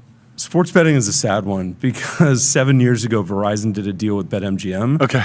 That was exclusive. So we've had to be on the sidelines this entire time. That finally ends at the end of this quarter. Okay. So we are out there playing the field. We did a short-term deal with Polymarket to hit markets where BetMGM isn't. But Sure. we're now moving strongly back into that. Okay. But yeah, smaller ones are. I mean, it's not small. News is one of our biggest sites, and Sure. is and our app where we bought Artifact. If you guys remember Artifact, we bought that. and Wait, that's- from Kevin Systrom? and Kevin and Mike. Yeah. No way. We bought it about 18 months ago. I so love that was the that core app. of the Yahoo Yeah. News app. Oh, that's a great application. That's great. It was so close because I believe it was like pre GPT-4 when they launched that, and you could see a glimmer of like where that was going, and it wasn't quite dialed. And I feel like now it's like, yeah, especially when you power it with more data that's all licensed and stuff. That's right. And it was better than what we were doing. I mean, we just Totally. admit it. And a lot of times a company like us will buy it and then kind of force them into the Borg. Yep. We actually made the Yahoo News app their app. Sure. Yeah, that and makes sense. just changed the logos and took their algorithms into helping us with the Yahoo homepage, which is a big news feed. Yeah. But even things like weather, which we've historically been top 5 and used to power the Apple product, is still huge. We have a new GM for that. He used to work at Twitter, who's been rebuilding that. And I should say every version of our products has been relaunched over the past 18 months. We brought in an awesome team, awesome product people. Shipping. We are shipping all the time, and the exception until this week was search, Yeah. which is our biggest business. But we had outsourced just to Bing since 2009. But this week we launched our new entry into that space. Interesting. And what was that process like? Did you hire engineering team for that, or were there business considerations? Yeah. So we about a year ago we looked at AI search as something brand new. Yeah. And something our users obviously needed, but our relationship with Bing had always been indexed, Sure. web search. Yeah. And so we really got in our minds that we had all these assets to bring to the table. We had we had the traffic, Yeah. we had the way to distribute it, but Yeah. also we just have all this proprietary data. We see 18 trillion user events per year at Yahoo. We have over 500 million user profiles. We have 1 billion entities that we track. So we have all these, and then all the vertical data from all of our vertical. So platforms. you're seeing So- valuations from companies like Perplexity, which have tiny fraction of the user base, and thinking, hey, maybe there's an opportunity here. Yeah. Well, that is definitely one part of it. I won't put the words in your Another mouth, but is that's we where my- really thought that we had the ability to bring a differentiated product to that market. Yeah. We're not going to be an LLM ourselves. We're Yep. not going to build that. But if you take our data, you marry it with an LLM, and we're partnered with Claude on that, and with Bing on grounding, then you could have a really unique product. So that's what launched on Tuesday. That's called Yahoo Scout. Yep. But to your question, to bring that in, we actually, over the last summer, we bought a company called Symbol, which was run by Eric Fang, who's a very well-known product and CTO in the Valley. Yeah. He had a company that he sold to us and came in. We put him in charge of all of search. Yeah. So his team set about building Yahoo Scout. And and so that was the beta launch on Tuesday. And what's talk about beta launch, the decision to roll it out to parts of the user base incrementally, hide it behind a fold or a button. Google's been pretty aggressive about just throwing AI search overviews right in the search results for, it feels like 100% of their user base pretty quickly. How do you think about not jarring the user base, but actually shifting the behavior in a way that's not disruptive? Well, I think part of that is how we design the product, which is it's an AI answer engine. It is way more similar to search than a pure chatbot, and how we've launched it.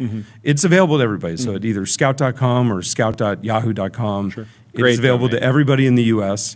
So it is in beta more as a hedge to say this is just our starting point. We have a lot more work to do here, and our roadmap is very aggressive. But the way that we've thought about it is being, given that we have people, millions of people using search every month, it's way more congruent with web search. It is conversational the way an AI search engine would be and a chatbot would be, but a little more straightforward. It's not kind of getting to your inner feelings and having that kind of a conversation. It is conversational, but the format is, besides being very Yahoo with a friendly personality, which I think is very different. Yahoo! It is, there you go. That's what that was for. It is very visual in how we lay things out, and I'd say just very different that way. It is also, really dipping into all of our unique data to bring in just very original answers The other thing that we've done, besides make it similar to search in a UI perspective, is one of our core values of this product was taking care of the open web. Yeah. All the answers in AI search come from the open web. The first generation, I think, were very research almost based. They look like they were built by research labs. They have citations that didn't send traffic back to where they got that information. What you'll see in Scout is blue highlights all through the text, which are all links back to the original sources of information. That's cool. So we really want to do our part to send traffic downstream and maybe set the pace for the way other people should think about it. And then downstream from that will be, we actually think search advertising does not need to be abandoned in this new AI search era, that there's a way to kind of bring those marketplaces along if you do the interface differently. And so we actually want to get to that as well. Yeah, we were talking to Matthew Prince at Cloudflare about how much more of the open web that Google sees, because no one wants to block the Google bot, but they maybe are saying, I'll update my robots.txt to not include OpenAI.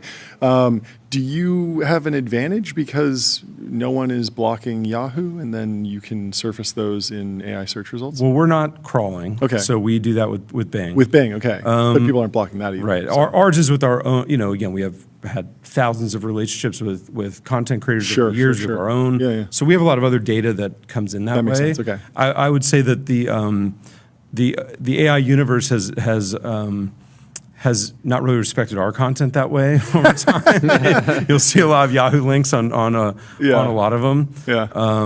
But we think that the best way we fight that is with making a badass product on our own site. Yeah, focusing on yourself. I mean, Yeah. it's certainly been a number of companies that have just said, like, we're going to dedicate a huge amount of resources and energy into fighting this, and you guys have basically said, we're just going to make great products. I think that's the right approach. I mean, I think it's very hard to block anyway. Yeah.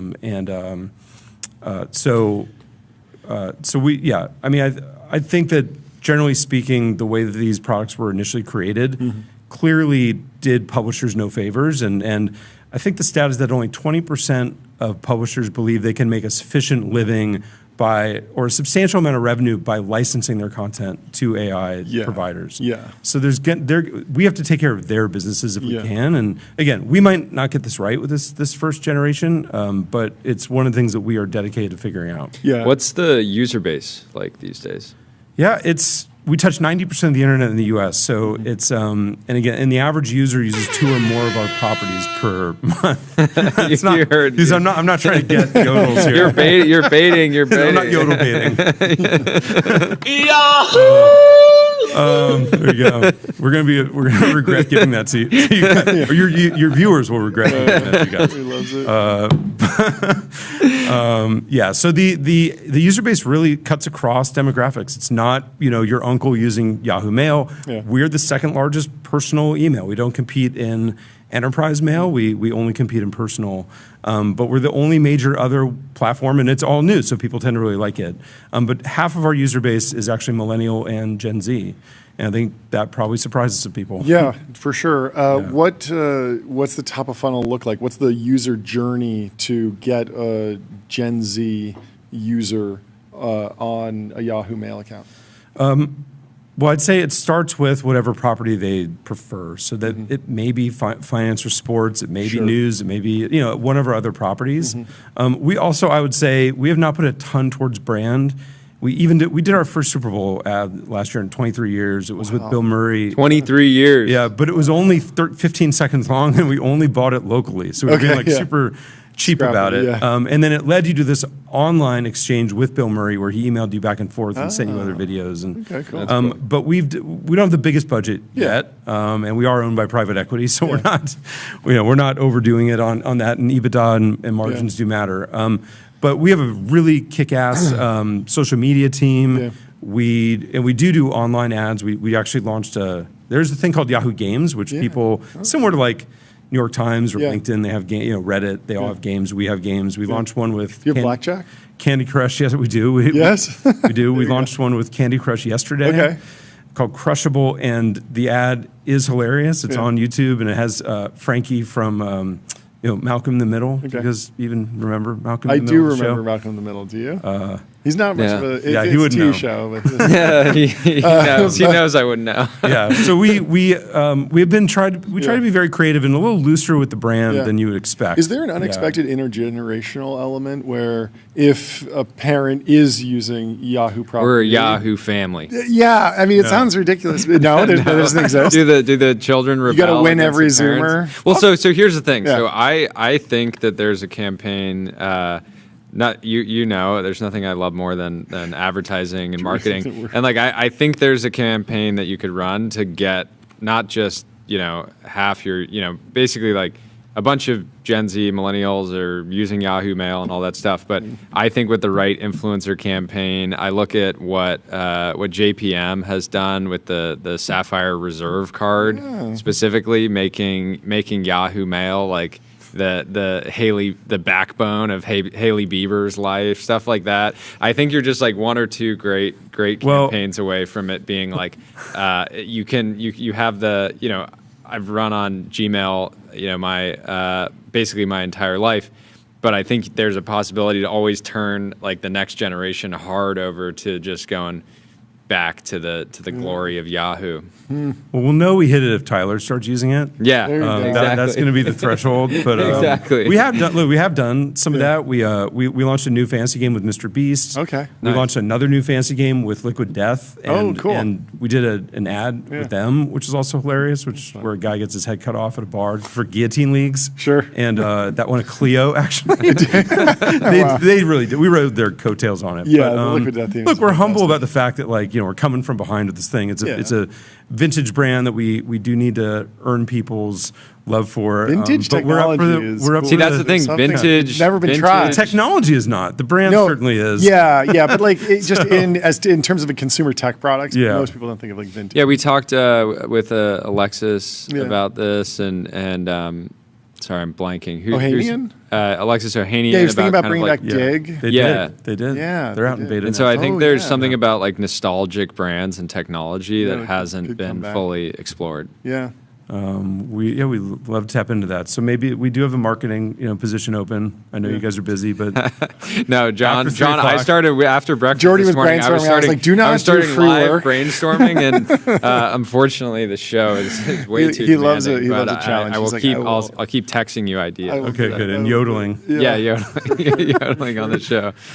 Are you seeing what are you actually seeing in terms of AI and productivity? We've seen a lot of the MIT research reports. A lot of enterprises did demos, dropped them. At the same time, it feels like the tech is very real. You're not asleep at the wheel. You're partnering with Anthropic on stuff. Yep. Have you deployed AI tools, vibe coding? Are you seeing actual needle moving cost reductions or performance increases? Anything you can tell us about what you're seeing from operating in your seat? I'd say yes, and I am also sensitive to the CEO says we have to start using AI, and everybody rolls their eyes about it. The way we operate, we've left that to the heads of state. But I would, our CTO has certainly deployed it. HR has done it. All of our heads of engineering who are dedicated to their brands. So there's a head of engineering for each one of those products. Sure.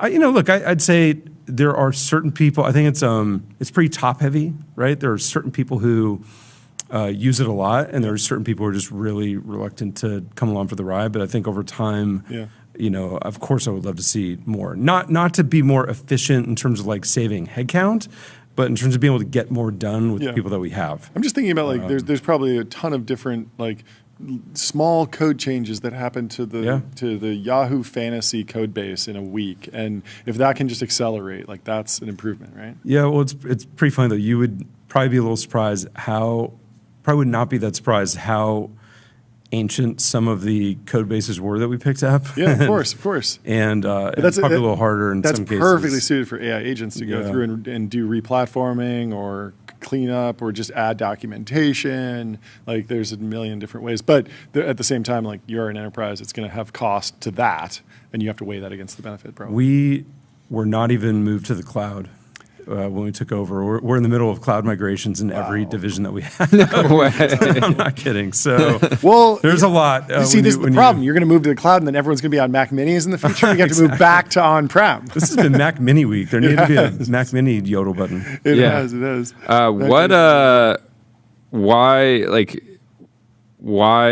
Why do you turnarounds? Because I have a bunch of reasons that it makes sense. But in our industry, so many people are obsessed with newness, starting the next big thing versus working on Burn an it all existing down, big start thing. fresh, or what are kind of like the unexpected like joys or what's like especially motivating about it? yeah.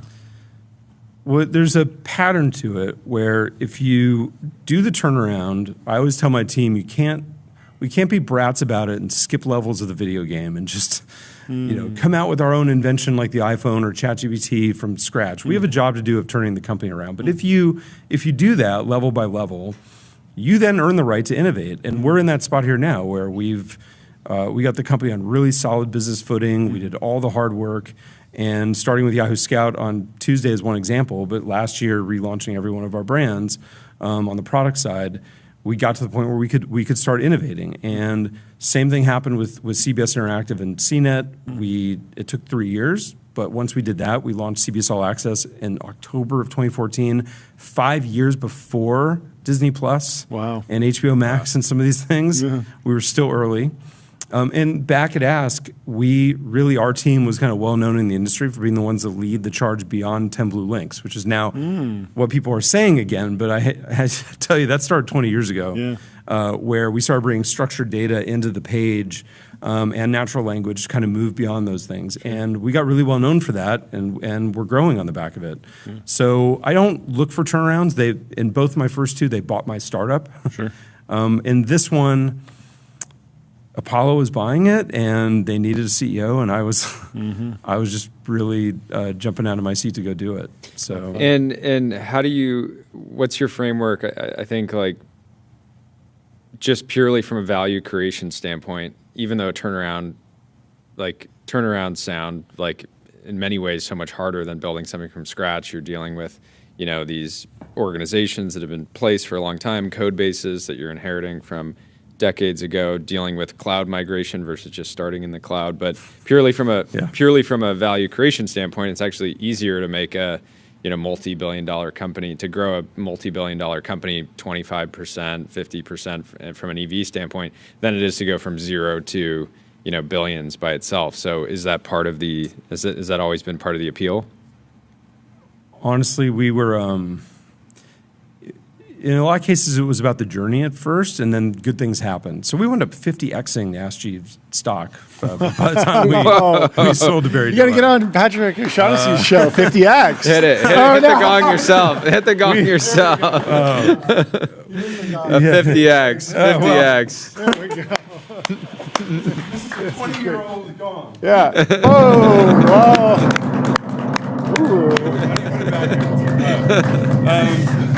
And I think at CBS when I got there, it was after the global financial crisis. It was down to $3 a share, and I think got back to 70.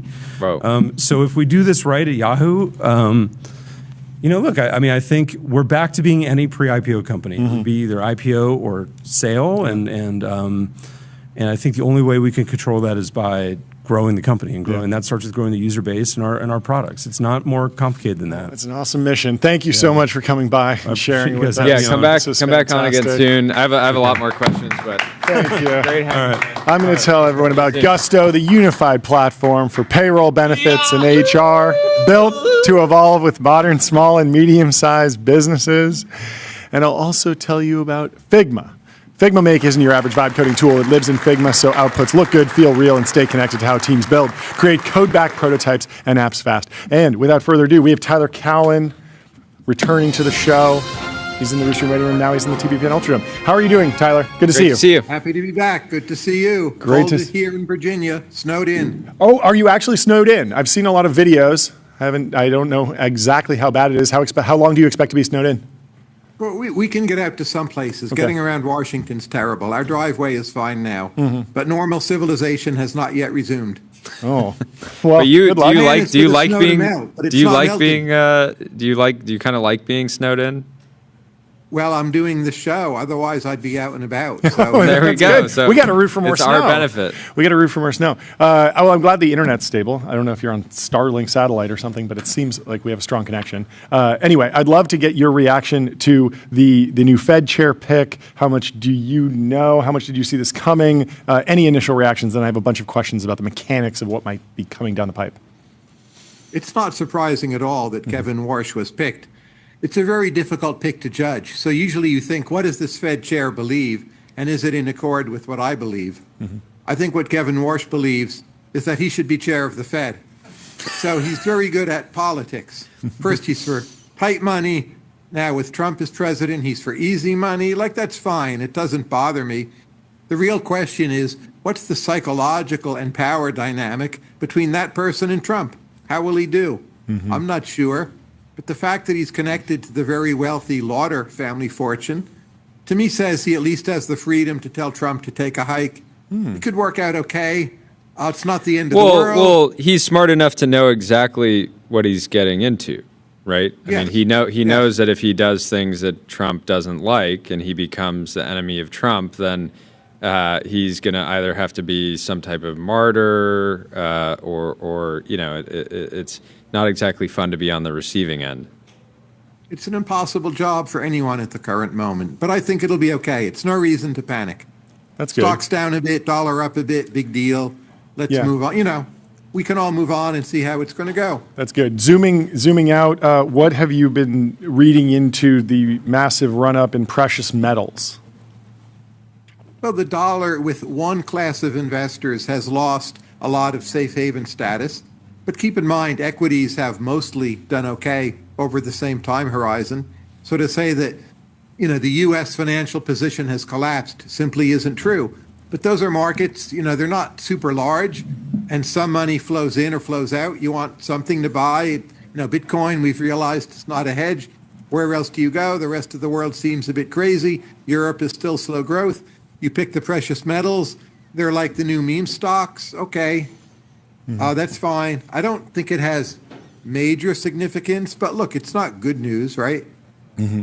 What do you think about Warsh's idea of lower interest rates, but also quantitative tightening? How realistic is that? What are the downstream implications of that? Does that feel like something that can actually result in a more smoother yield curve? I guess just my fear is that you bring down the interest rate, but during quantitative tightening, mortgage rates actually go up, and we see the 10-year yield increase.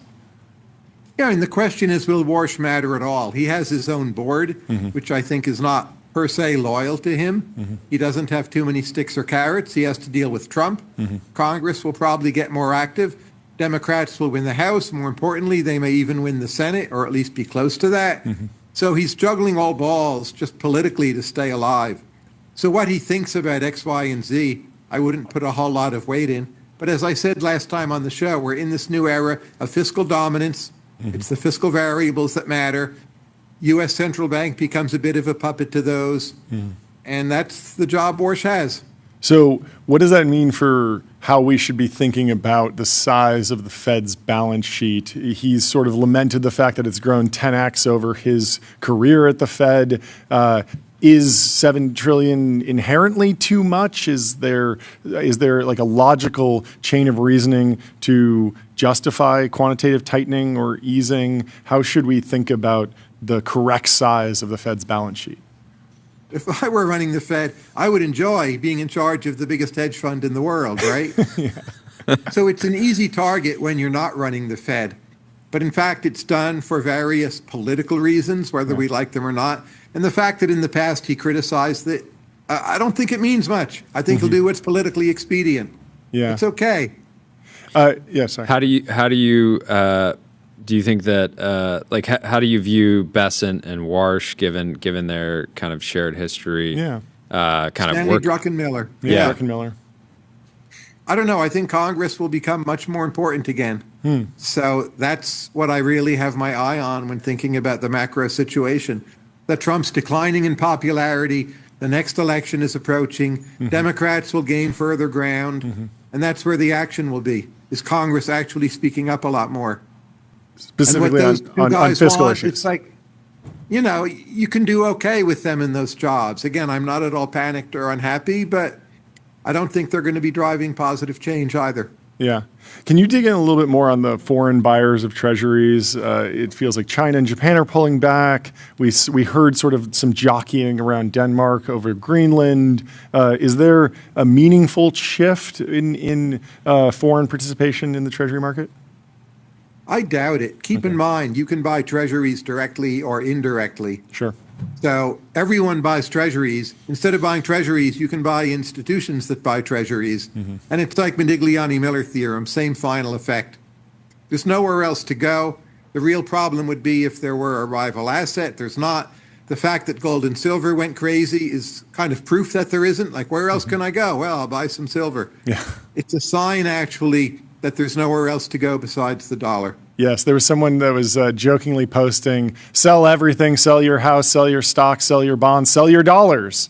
And of course the joke is, well, what are you going to buy then? You have to put the money somewhere. It does feel like there's a demand for a store of value.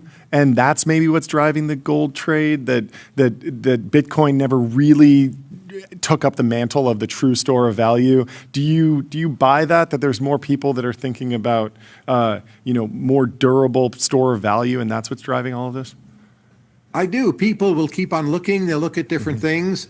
But if you want something that does not positively covary with treasuries, I'll just say good luck. Send me an email when you find it. So it turned out Bitcoin is, super positive covarying with a lot of other U.S. assets. Which again is good news for the U.S. It may not be good news for those seeking to hedge. I worry the world is just becoming a lot more correlated. Yeah, that's my big worry. That what if did things ever did go down the drain, there's nowhere to hide. Yeah. So, Tether, buying a bunch of gold. Any reactions to that? Is that just good? Is that signaling? Or is there something more significant there? Gold-backed stable coins, essentially. Well, brilliant investing move. But if I'm the people regulating stablecoin institutions, I'm getting real nervous very quickly. And whether they will be part of that regulatory network, we'll see. But I think this is them a bit thumbing their nose at it and saying, well, we're just going to invest in what we want to invest in. And we're not going to be fully transparent. And, you can take your risks if you want. But I think that's the importance of it. Yeah. We were reading a 2010 Wall Street Journal op-ed from Warsh about his view for getting out of the economic malaise that followed the global financial crisis. And he was taking a very political position, advocating for deregulation, clearer tax codes, more incentivizing of long-term growth investing. Do you think that that's the role of the Fed chair? Is that something he'd back off of? Or does he even have the ability to apply any pressure there? It feels like, going back to your point about maybe he doesn't matter at all, but how do you think about his voice as someone in favor of more aggressive growth and deregulation and all these other political ideas? Well, what I'd like him to do is be a voice for proper use of AI in the financial system, which does relate directly to the Fed's prudential and supervision functions. A bunch of central bankers, Mark Carney included, made the mistake of pushing green energy as the central bank thing. Yeah. I'm all for green energy. But central banks lost political capital as a result of doing that. It was a mistake. So I hope he interprets his mandate pretty narrowly and talks about one or two other things that really matters, picks the priority. No surprise, I think it's AI. Maybe you even agree with me. Yeah, I agree with you that AI is very important. I'm struggling to understand the interaction and what the Fed could actually do. Can you unpack a little bit of that more? As financial institutions use more advanced AI, of course, there's some use of AI already. What new kinds of systemic risk does that create? What new kinds of oversight functions does the Fed need? Yep. Who or what does the Fed need on staff? How should the Fed use AI? Yeah. All big questions. We haven't made a lot of progress. I think we need greater awareness that we need to address them. Warsh can do that. It's a win-win for him. Yep. If something goes wrong, he can say, well, we were working on this. If something doesn't go wrong, it seems fine. He can claim credit for nothing going wrong. Okay, I have two theories. I think one you'll probably think is less important, but maybe the other one you'll agree with. Should the Fed be worried about a bubble, forming in AI, massive over-leveraged debt flooding the system, hyperscalers drawing down all of their cash flow going into debt, and then a potential financial collapse? Like, should they be pattern matching to the global financial crisis and sort of adopt a more ready to react position? Is that the role of the Fed in AI at all, or is that something that they should just be purely reactionary about? Well, I'm more optimistic than that, but the Yes. Fed absolutely should be paying attention. Okay. I don't know that there's very much they can do in advance. Yeah. It's so connected to the real economy. Yeah. The standard tools they're actually pretty well practiced with. Whether there's something else they need to consider, again, you could have people study it. Yeah. But I would rather them be proactive than responding ex post. Yep. And then on the employment side, you have Dario Amodei talking about how advanced AI might create 10, 15, 20% unemployment. Is that something that the Fed should be thinking about or taking seriously or creating plans around? Well, it's another claim I definitely disagree with. But if the question is just, should the Fed worry about this? The answer is yes. Yes. So, yeah, worry about everything. That's your job. Worry about everything. Worry about everything, but don't black pill. Maybe. Yeah, yeah. Exactly. Can you unpack the unemployment thesis that you're wrestling with right now, or maybe very confident about actually? Why AI and strong AI and advanced AI in particular won't cause unemployment to spike? We've had 10% unemployment before during COVID and during the Volcker period. Like it does happen. Why is this time different? Well, if you close all the stores, you're going to get high unemployment. If you have a disinflationary shock, you're going to get high unemployment. Yes. But if you have sectoral shifts across jobs, you might have temporarily somewhat higher unemployment, and I think we will. But there'll be so many new companies coming out of AI. There'll be so much demand for more energy, an incredible number of jobs in the energy sector. Just we'll need a lot more government lawyers to write laws for AI. There'll be more leisure time, more travel, more entertainment. It will, over time, be a very radical shift in what people do with their lives. And we will have these transitional periods where unemployment is somewhat higher. But it is not personally, for me, a big worry, even though, as I said, Fed needs to worry about everything. What about for students? If they're doing a 4-year undergraduate degree in something that's somewhat specific, and then by the time they graduate, the whole nature of that job and that role has shifted and they're not prepared. Are you worried that if there is a slightly higher unemployment rate, it would disproportionately affect students? That's already happening. You should learn how to work with AI. You should make your expectations more flexible. Not everyone who wanted to be a consulting partner and earn, $1.4 million a year will have that option. Maybe you'll have to go work in the energy sector and move to Houston where it's hot and you'll be paid $300K a year instead. No crocodile tears from me, but I think a lot of that's going to happen and many people will hate it. Yeah. How do you think about the legacy of Jerome Powell? How do you think he'll be remembered? I thought he was a good pick. He was very good at dealing with Congress, which is important, but he will be remembered for 8.9% inflation, and that's unfortunate. He is partly at fault for that, but mainly the fiscal authority and Putin are much more at fault than he was. So I think he will be seen as a transitional figure running into the era where the Fed is not that independent anymore. If he got a do-over, what would he do differently? I think he would monitor M2 much more closely and not have it increase by 40% over that 2-year period. Yeah. And the rate of price inflation, instead of 8.9%, might have been 7.9%. Yep. That would have been better. Yeah. But again, not a huge difference. But would that have been raising interest rates earlier or engaging in quantitative tightening? Whatever, forward guidance, just not putting pedal to the metal, as they say. Yeah. Metal to the pedal, forgive me. So Pedal the to the Fed metal was is correct. expansionary. Don't be expansionary. Don't be expansionary.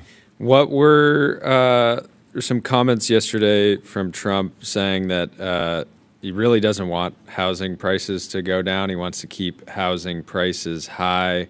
How do you look at this sort of generational rift between older people that own their homes and the majority of their net worth, and they've sort of like in their mind they're worth a certain amount because of whatever their house is worth, versus the younger generation that wants housing supply to expand and prices to come down? It's amazing to me how Trump can be the president who both is the biggest liar of any president and the one who tells the truth the most. And this is Trump telling the truth. Most politicians think that. Few say it. It's not a change in regime. Most home prices will stay high, and Trump's just making it clear. So I guess you could say kudos to him. I don't agree with the policy decision. I'm a big YIMBY person myself, but I have never thought we'll succeed in getting that much YIMBY through, and this is why. Is monetarism a dead philosophy? It's dead at the moment. It will come back once we start monetizing more of the debt. So there's a resurrection pending.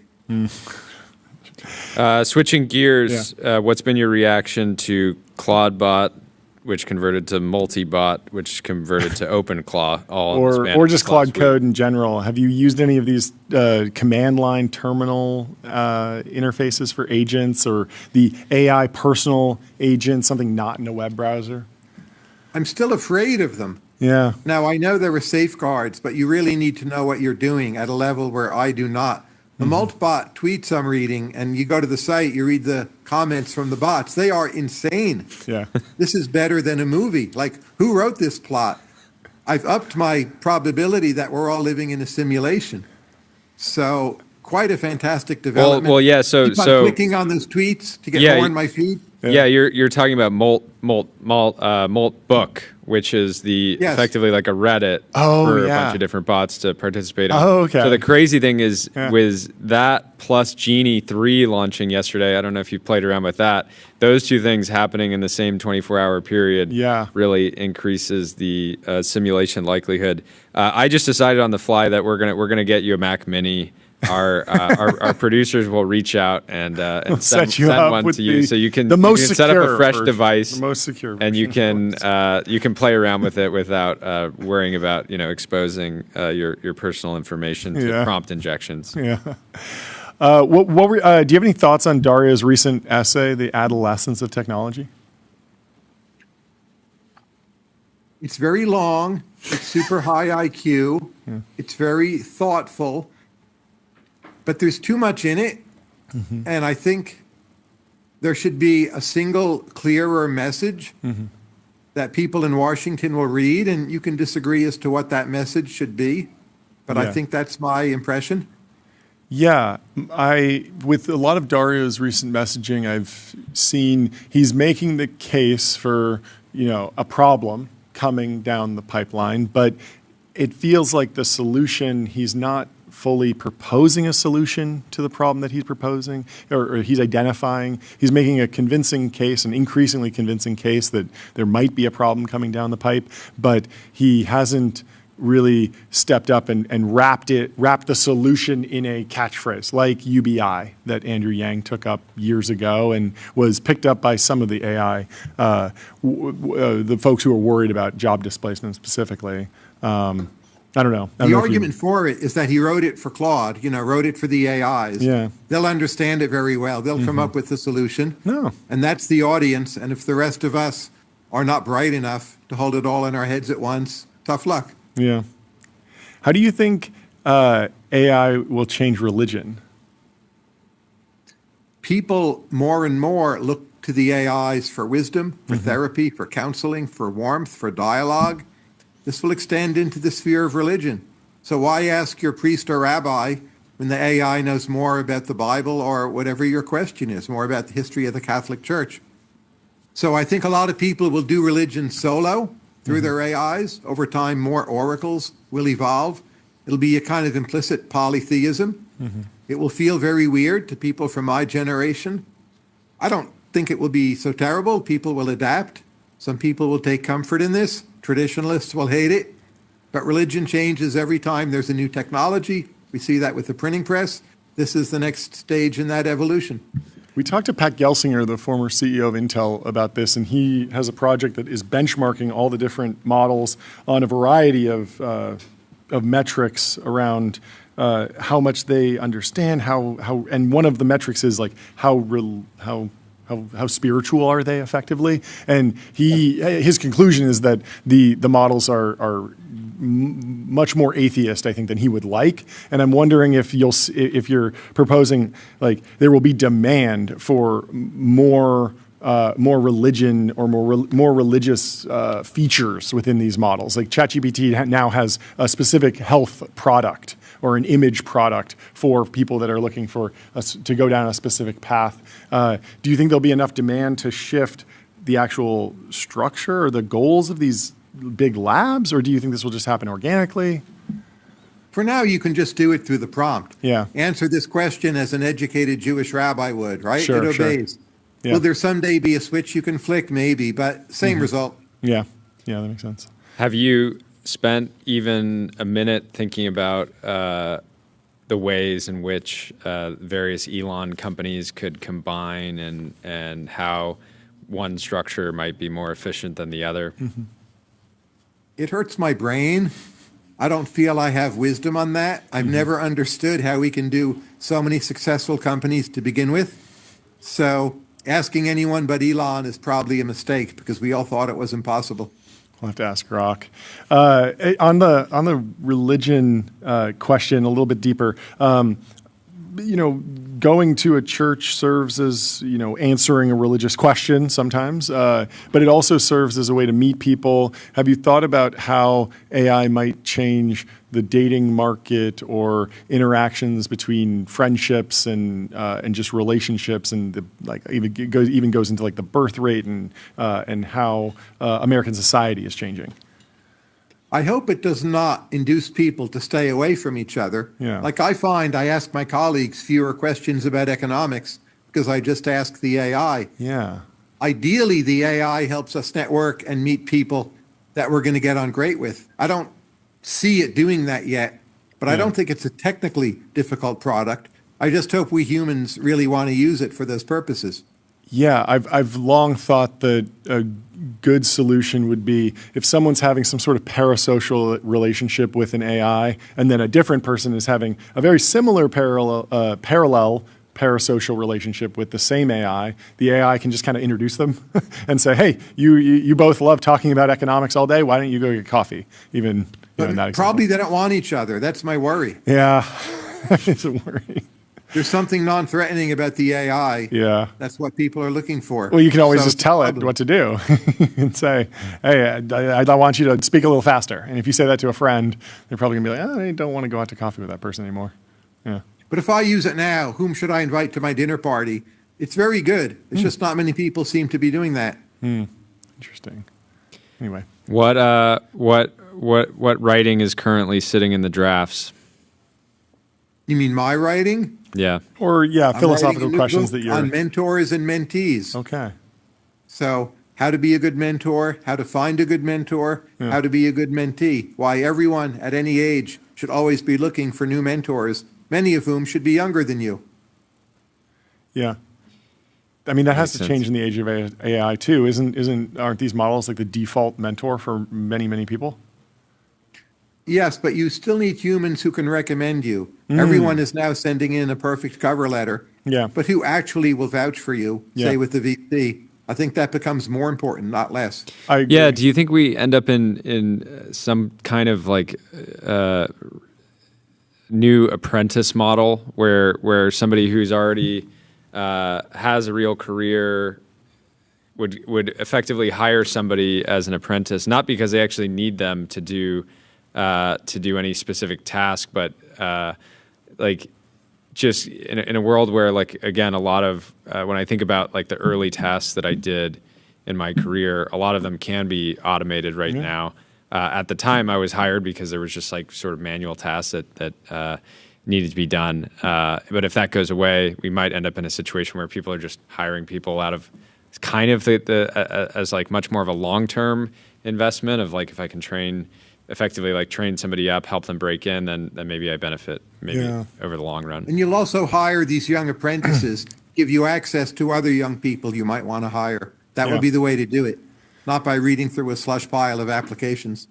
Yeah, I think about one of the earlier jobs I had in my career where the job was to fill out a spreadsheet every day, but they didn't know that you could automate that with Visual Basic, and so I wrote some code to do it for me, and then all of a sudden I had basically 8 hours a day of free time. But there are organizations where like the ideas are important to bring people in. I'm also interested in this idea of secrets, just this idea that there are institutional corporate secrets, not just intellectual property, but the way networks work, how decisions get made, where the bodies are buried, and a mentor, human mentor, can sort of communicate that to you through humor and confidential information shared over drinks and a whole bunch of other like interpersonal things that just never make it to the open internet. They never make it to text that gets baked into an LLM, and so I'm wondering if that remains important for longer than we think it might. It becomes much more important. And the result is people will withhold a lot more information. They'll hoard their secrets because they're higher in value. It'll be all you've got, in a sense. Yeah, that's very interesting. Weird. Bullish secrets. I like that. Anyway, thank you so much for coming. Go long on secrets. Let's go long. Let's all go long secrets. That's what we're rotating into. We're selling our dollars. We're selling our bonds. We're selling our gold, and we're buying secrets. Hoarding secrets. Thank you so much for taking the time. Love it. Have a great rest of your day. Great to Hope catch that up. the snow clears, and have a great weekend. We'll talk to you soon. You too. Take Goodbye. care. Bye. Cheers. Phantom Cash. Fund your wallet without exchanges or middlemen and spend with the Phantom Card. And I'm also going to tell you about Public. Investing for those who take it seriously. Stocks, options, bonds, crypto, treasuries, and more with amazing customer service. Yes, secrets. So we need to be going long secrets. Well, we have Jason Lemkin, the founder of SaaStr, in the Restream waiting room. Let's bring Jason in to the TBPN Ultra Room. Jason, how are you doing? I'm super excited to be here, guys. Thanks I'm for so having happy to have you. Thank you. Long overdue. I'm so happy that we were able to commiserate over the fantastic business that Davos is, and now we have our planning session. We just talked to Tyler Cowen about how you're supposed to keep everything a secret, but here we need to do some open brainstorming. We need to do some open brainstorming about how we drive to $500 million in revenue, because apparently that's what Davos is doing. I'm sure you want to stay on point. If you want my advice, which you should ignore, starting next year, take some off the table. Okay.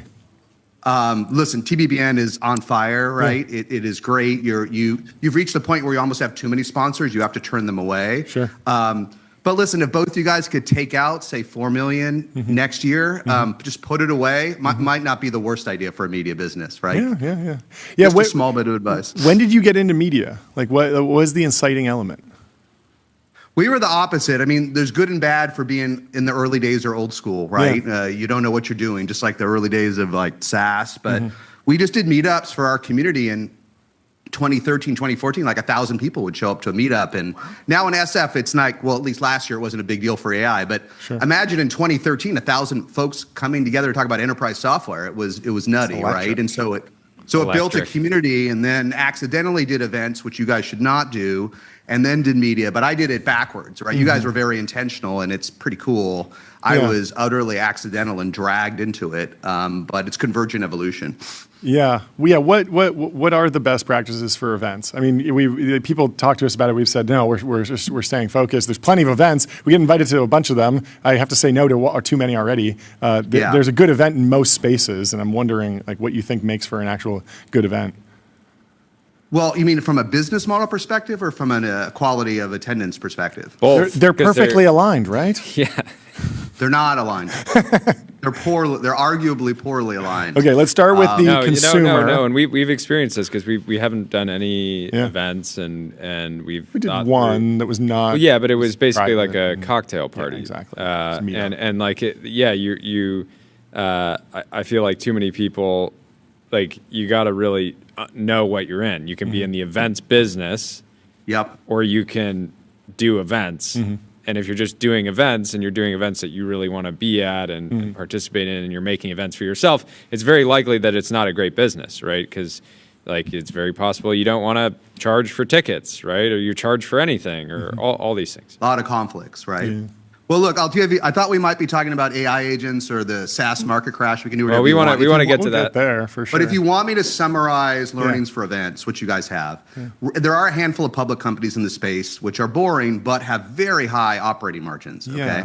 They tend to get bought out by PE firms and go public and go private. Here's the basic thing: there is a nut for these large events like Con Lions and Money 20 and even SaaStr. And it's going to cost you $10 to $15 million, maybe even 20 to turn on the lights. Just to turn on the lights. So if you bring in 10 million or 15 million, like a lot of corporate events do, Dreamforce, they lose money, right? If you can build up something they're so also big, taking on extreme risk because let's say you have some black swan or whatever, you have a bunch of 10 million in COVID. I lost 10 million as the majority shareholder. I lost $10 million. It wasn't that fun. Yeah, that's brutal. Yeah. But if you get over the nut, if you think about the nut, and they're high, this is why it's a terrible business. But if you get over it, it's almost pure profit. That extra person you charge a rip-off ticket to for $2,500, that costs you $80, right? But getting there wrecks the ships. And if TBPN has money, it's the last thing you guys want to do is to struggle to make 200 grand or 500 grand off an event because it's totally distracting, right? But if you get massive and you keep your heads down, these things, they're, the best of anything makes a lot of money, doesn't it? Of course. That's always the nature of these things. That's why we like focus. That's why we like not doing events. I am interested in your reaction to my take that like the Dreamforces, the MetaConnects, the Google I/Os, like this has put pressure on the cross-platform tech conference. Mark Zuckerberg doesn't need to go to CES to announce the Meta Ray-Ban displays. He hosts his own conference. Even Sony and Xbox, like they don't need to go to CES, even if they have a presence. It takes away from like the aura and importance of those events. Is that something that that resonates with you, or is that sort of overstated? Well, I don't know that events have worked for a product launch since like Steve Jobs. It's now performative. It's very mimetic with Steve, Yeah, Satya getting up on stage and talking for 4 hours about what's at Microsoft. It's already been leaked on TBN and everywhere else yesterday. There's no energy. But so I think that, and to the extent events are still doing that in the age of AI, they feel very dated. They feel super dated. But the meta question is, in the age of AI, literally at SaaStr, we have 20 agents that replaced 8 people, okay? Whoa. We're running it all the time. We're at the bleeding edge. When and why do we want to meet people in personal and business lives? And meeting people, you guys know, we're meeting over Zoom. It's not a tenth as valuable as if I was there in person with you. Then we're friends forever, right? We're fake friends right now. And so what does that mean? What does that mean for building relationships, business relationships, pretend relationships? Well, so getting people together is super important. To maybe say it differently, AI could be incredibly bullish for events businesses because if you're just constantly online, being just completely flooded with inbound and bots and bot phone calls and all this stuff, and you don't know really who's real and who's not, then in order to figure out like actually who you want to partner with, who you want to make, how you want to make decisions, maybe you do need to get together in person. You do. The thing that, just like a lot of things in AI, the surface level misses some of the complexity. The flip side is as humans, as culture and tech, since 2020, we just don't want to get out of the house. We don't want to go anywhere. We don't want to travel. We don't want to meet, like sales folks don't want to meet customers in person anymore, right? And so even if we know we need to do these things to go to these, like we're either 996 or we want to work from home in our pajamas. There's nothing in between these days. And so it actually creates a challenge. For all the reasons we need to get together, 99% of us would rather be working from home. So we'll see. I don't know. Sorry.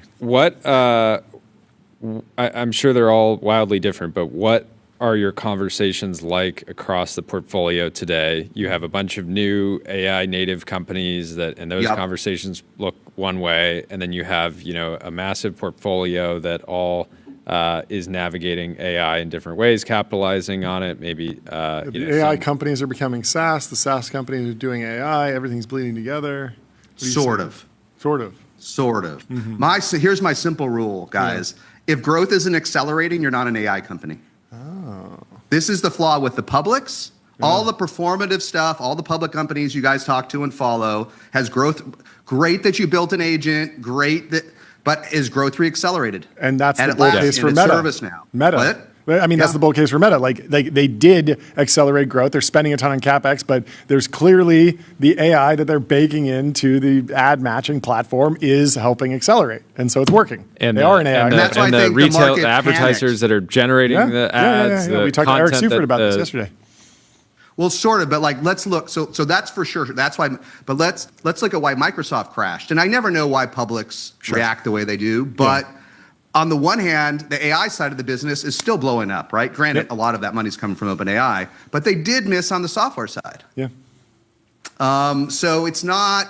There's nervousness, and you talk about advertising being up. The worst performing software stock of the last 12 months is the Trade Desk, just destroyed by all of this. It's complicated. So my advice is, last year was deeply tough love. Now it's just tough. It's like you've had a chance to reaccelerate growth. Like, everything got better since Claude 4.5. It got really good at 3.7. That's why Replit and Lovable blew up. That was a year ago, guys. Yeah. You had a year, whether you're Agentforce or my startups, you had a year to reaccelerate growth. And honestly, Salesforce is doing better than some startups. At least we're actually probably the only organization of our size using Agentforce for real. Like we use it every day, and it works. I can't tell you how many startups their agentic product is like. It's a Copilot. Interesting. Yeah. So did revenue grow? You had a year. You had 2 years. You're supposed to be agile. Dig into that the tough love to just tough transition. I feel like there's a lot of SaaS founders who got to growth stage. They got to scale. Maybe they started a decade ago, and AI did reinvigorate them. They got sort of back in the arena. Maybe they never stepped down or stepped back, but they just it was a new reason to go into the office, get fired up, be tinkering with the tools, pushing the team harder. Is that just something that's innate to the tinkerer? A specific type of founder leans into that? Like, what are you seeing across the portfolio? Maybe two things. First of all, that's a great narrative. I don't think in the real world it's that common. I talk to, behind the scenes, off the record, I talk to public company CEOs and B2B, my own portfolio, others a lot. Since our agents blew up, everybody thinks we're some sort of, at least for GTM, we're the agent gurus, okay? It's pretty interesting. And everybody says 80% of their team wants to work like it's 2021. It's not simple. Everyone has to create a skunkworks team or something, and everybody's complaining because here's one reason the AI native companies are doing so well is they don't have to deal with the 20,000 customers pre-AI. Who still have feature gaps, who are still using clunky software, who are still have other competitors. And all of a sudden you have 10,000 new AI competitors that don't have to deal with that old stuff. And I would love to say I know so many folks that beginning of 2025 were growing 40% and now they're growing 80 or 110. I can only think of a handful. How do you advise around competition in specific markets? Earlier this week, I forget who we were talking to, but I had been talking to a founder and he had some idea, and I was just thinking to myself, like, sounds like a great idea, but I can guarantee that 4 different YC companies are going to end up on this problem, and you're going to be going head to head, and it's just going to be like 996 versus 996, and like it feels like somewhat of a coin flip. Who will come out on top, even though you're super talented, super experienced? What's your view on the current state of if a category is exciting, it'll have 10 companies kind of running at it aggressively? It's worse. Like I think that was the problem 6 months ago. The problem today, and literally a seed investor who's very successful but relatively new said to me yesterday, I'm giving up because everyone can vibe code something. I can't even tell the difference. I can't tell it. Now I vibe coded 20 apps that have been used over 1 million times. I'm in the top 0.1% of Replit. I know a little bit about this. And we'll run out of time. You're not going to vibe code Salesforce. We're gonna hit the gong for hit your that gong. skill set. Numbers, huge numbers. You're not going to vibe code Salesforce for real, but you know what you can vibe code? Something for demo day that looks really good. Real, and the stuff that like even 18 months ago, you'd be like, I want to fund that. Oh my God, this is an agent for dental follow-ups that's all automated. Like, my God, your jaw would drop 18 months ago.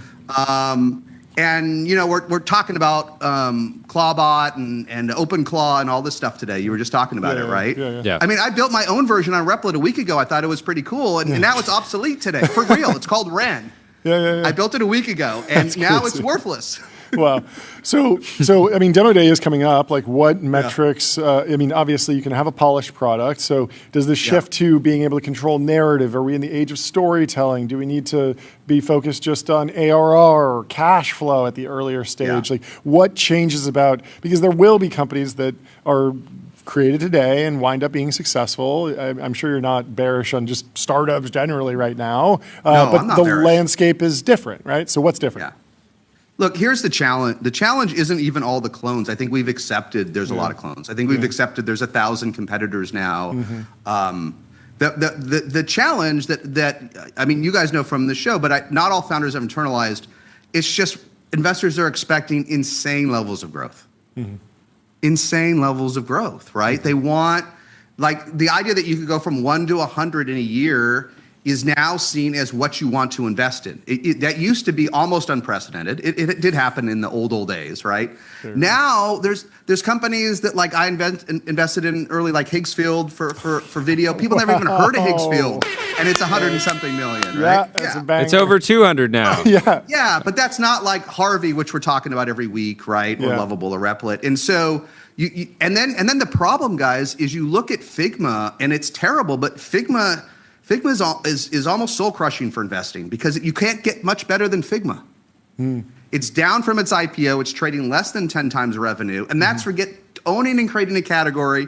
Who's invested in something much better than Figma? I mean, not me. Sure. So on the one hand, it's great, the best times of others. On the other hand, it's like Figma isn't good enough. Like let's call it a day, guys, and do media companies because it's just too hard.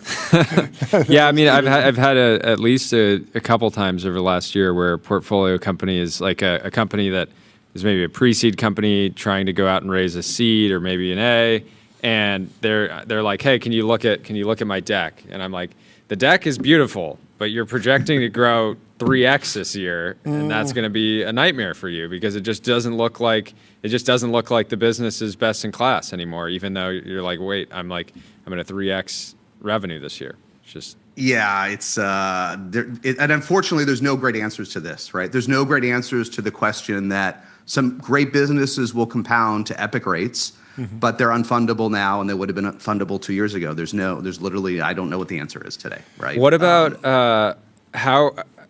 What do you think is going on in? So staying there, doesn't that just mean that maybe there's the same amount of entrepreneur, same amount of building, but just more founders opting out of the traditional venture capital track? Because if they don't actually have a solid use for capital, they should get profitable earlier, monetize earlier. I mean, integrating payments is easier with one line prompt. So just do it and actually pull your roadmap forward and stay lean and be higher leverage. Like, I don't know. Is that not an unreasonable conclusion that you'll just see more bootstrap successes? You know, of course that's the dream, right? Don't raise too much money for TBPN. I keep it lean. And I think for a little while, when everything was easy, but when things were growing well, but the markets were down, late 2022, 23, and 24, that was the dream. Guys, listen, if the markets have fallen out of love with us, we'll just do the MailChimp. We'll just get to $1 billion in revenue on our own, pay us all out a couple $100 million in dividends, and see what the Lord brings, right? The problem today is that the pace of software development is so fast that you better have, one way or another, you better have 4 or 5 amazing folks on your team, or you're going to get crushed by the kids at Y Combinator. Bootstrapped or not, there's no time. And I remember back in the day, Michael Cannon-Brooks, who was the co-founder of Atlassian, came, to SaaStr Annual way back in like 2019 or 2018, and he said, I was lucky I had 5 extra years. Like, if I'd had any competition in the first 5 years of Atlassian, we wouldn't have made it. There were 3 companies. That's crazy. What do you, right? so that's hopeless today. How are you going to compete when people pushing out crazy agentic products weekly? How are you going to compete? I want to get your take on this. So we were on a podcast that got released earlier this week. John was talking about something that has informed our strategy with TBPN from the beginning, which is that media is now barbell. You're going to do great if you're a platform, a Spotify, a YouTube, Netflix, et cetera, and you're going to do great if you're a personality, individual, low OpEx. You're just like Joe Rogan. You're creating content. But if you're in the middle ground where you have like a 200-person team and you're trying to roll up you're talent, kind of but they're competing with constantly the personalities leaving, and the starting their own platforms. You're going to be in a rough spot. A buddy of ours, John Palmer, was saying yesterday he thinks that software could go in that direction, where if you're a one or two lean operation, you're competing with big companies, you could do well. If you're a huge platform with distribution and scale, like a Salesforce or a Google, you're going to do well. But there's kind of this messy middle that could get kind of churned through. Well, it's just, well, first of all, I think all of this vibe coding, I think people miss the point because they're not really doing it, right? And you had the great guy, the economist, on before me. Tyler Cowen. Yeah, he was great. And you asked him, have you actually used any of the Agenta products? He was like, no, he was honest, right? Kudos to him, right? Most folks talking about it haven't. What vibe coding is already unleashing is, if you want to your point, if you want to build a super niche app for real, I want to build software for web broadcasters with scale. Okay, there's 11 customers. There's TBPN and 10. That's all I want to do for my dream. If you are willing to do it for real, not for an hour, not one shot it, do it for real, you can now build that software without an engineer. So that is amazing. And so we're seeing 1,000 flowers bloom.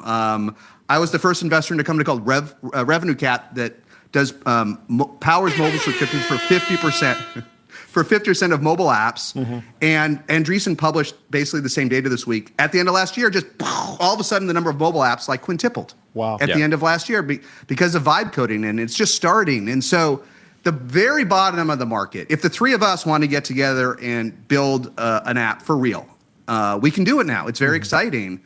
And Salesforce isn't going away, but that middle is going to be harder. It is. It's a good point.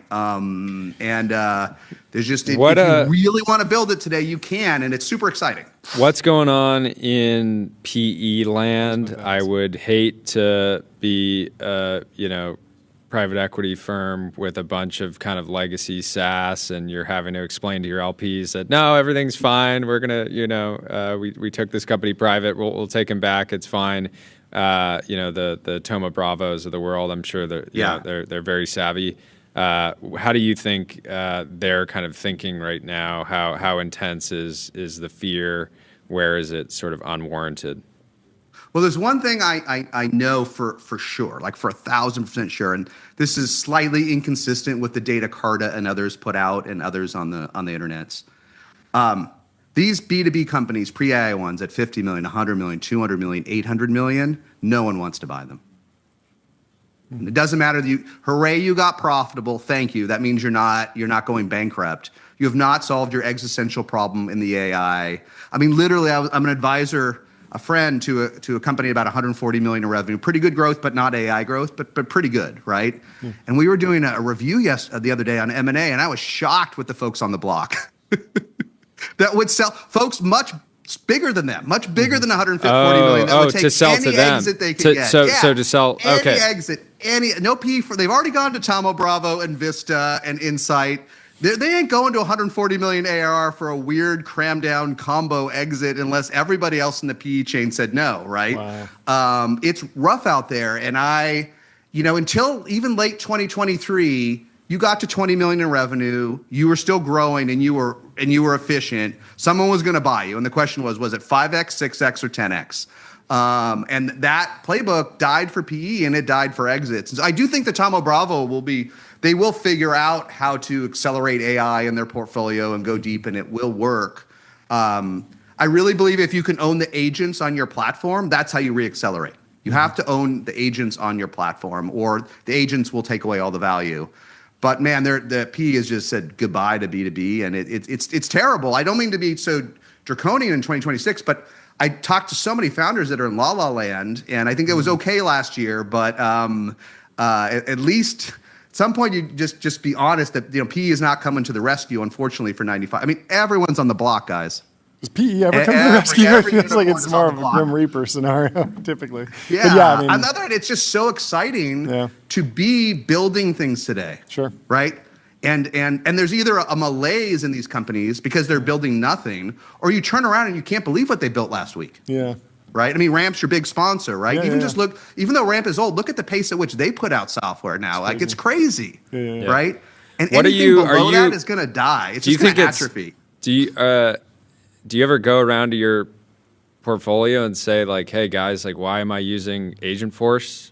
Like why is this nothing against Salesforce, but like I was surprised to hear you're trying everything, using everything, building your own agents, and yet you're sitting here saying like, yeah, we're running everything on Agentforce and it's great. Well, actually, and this is a risk for everyone.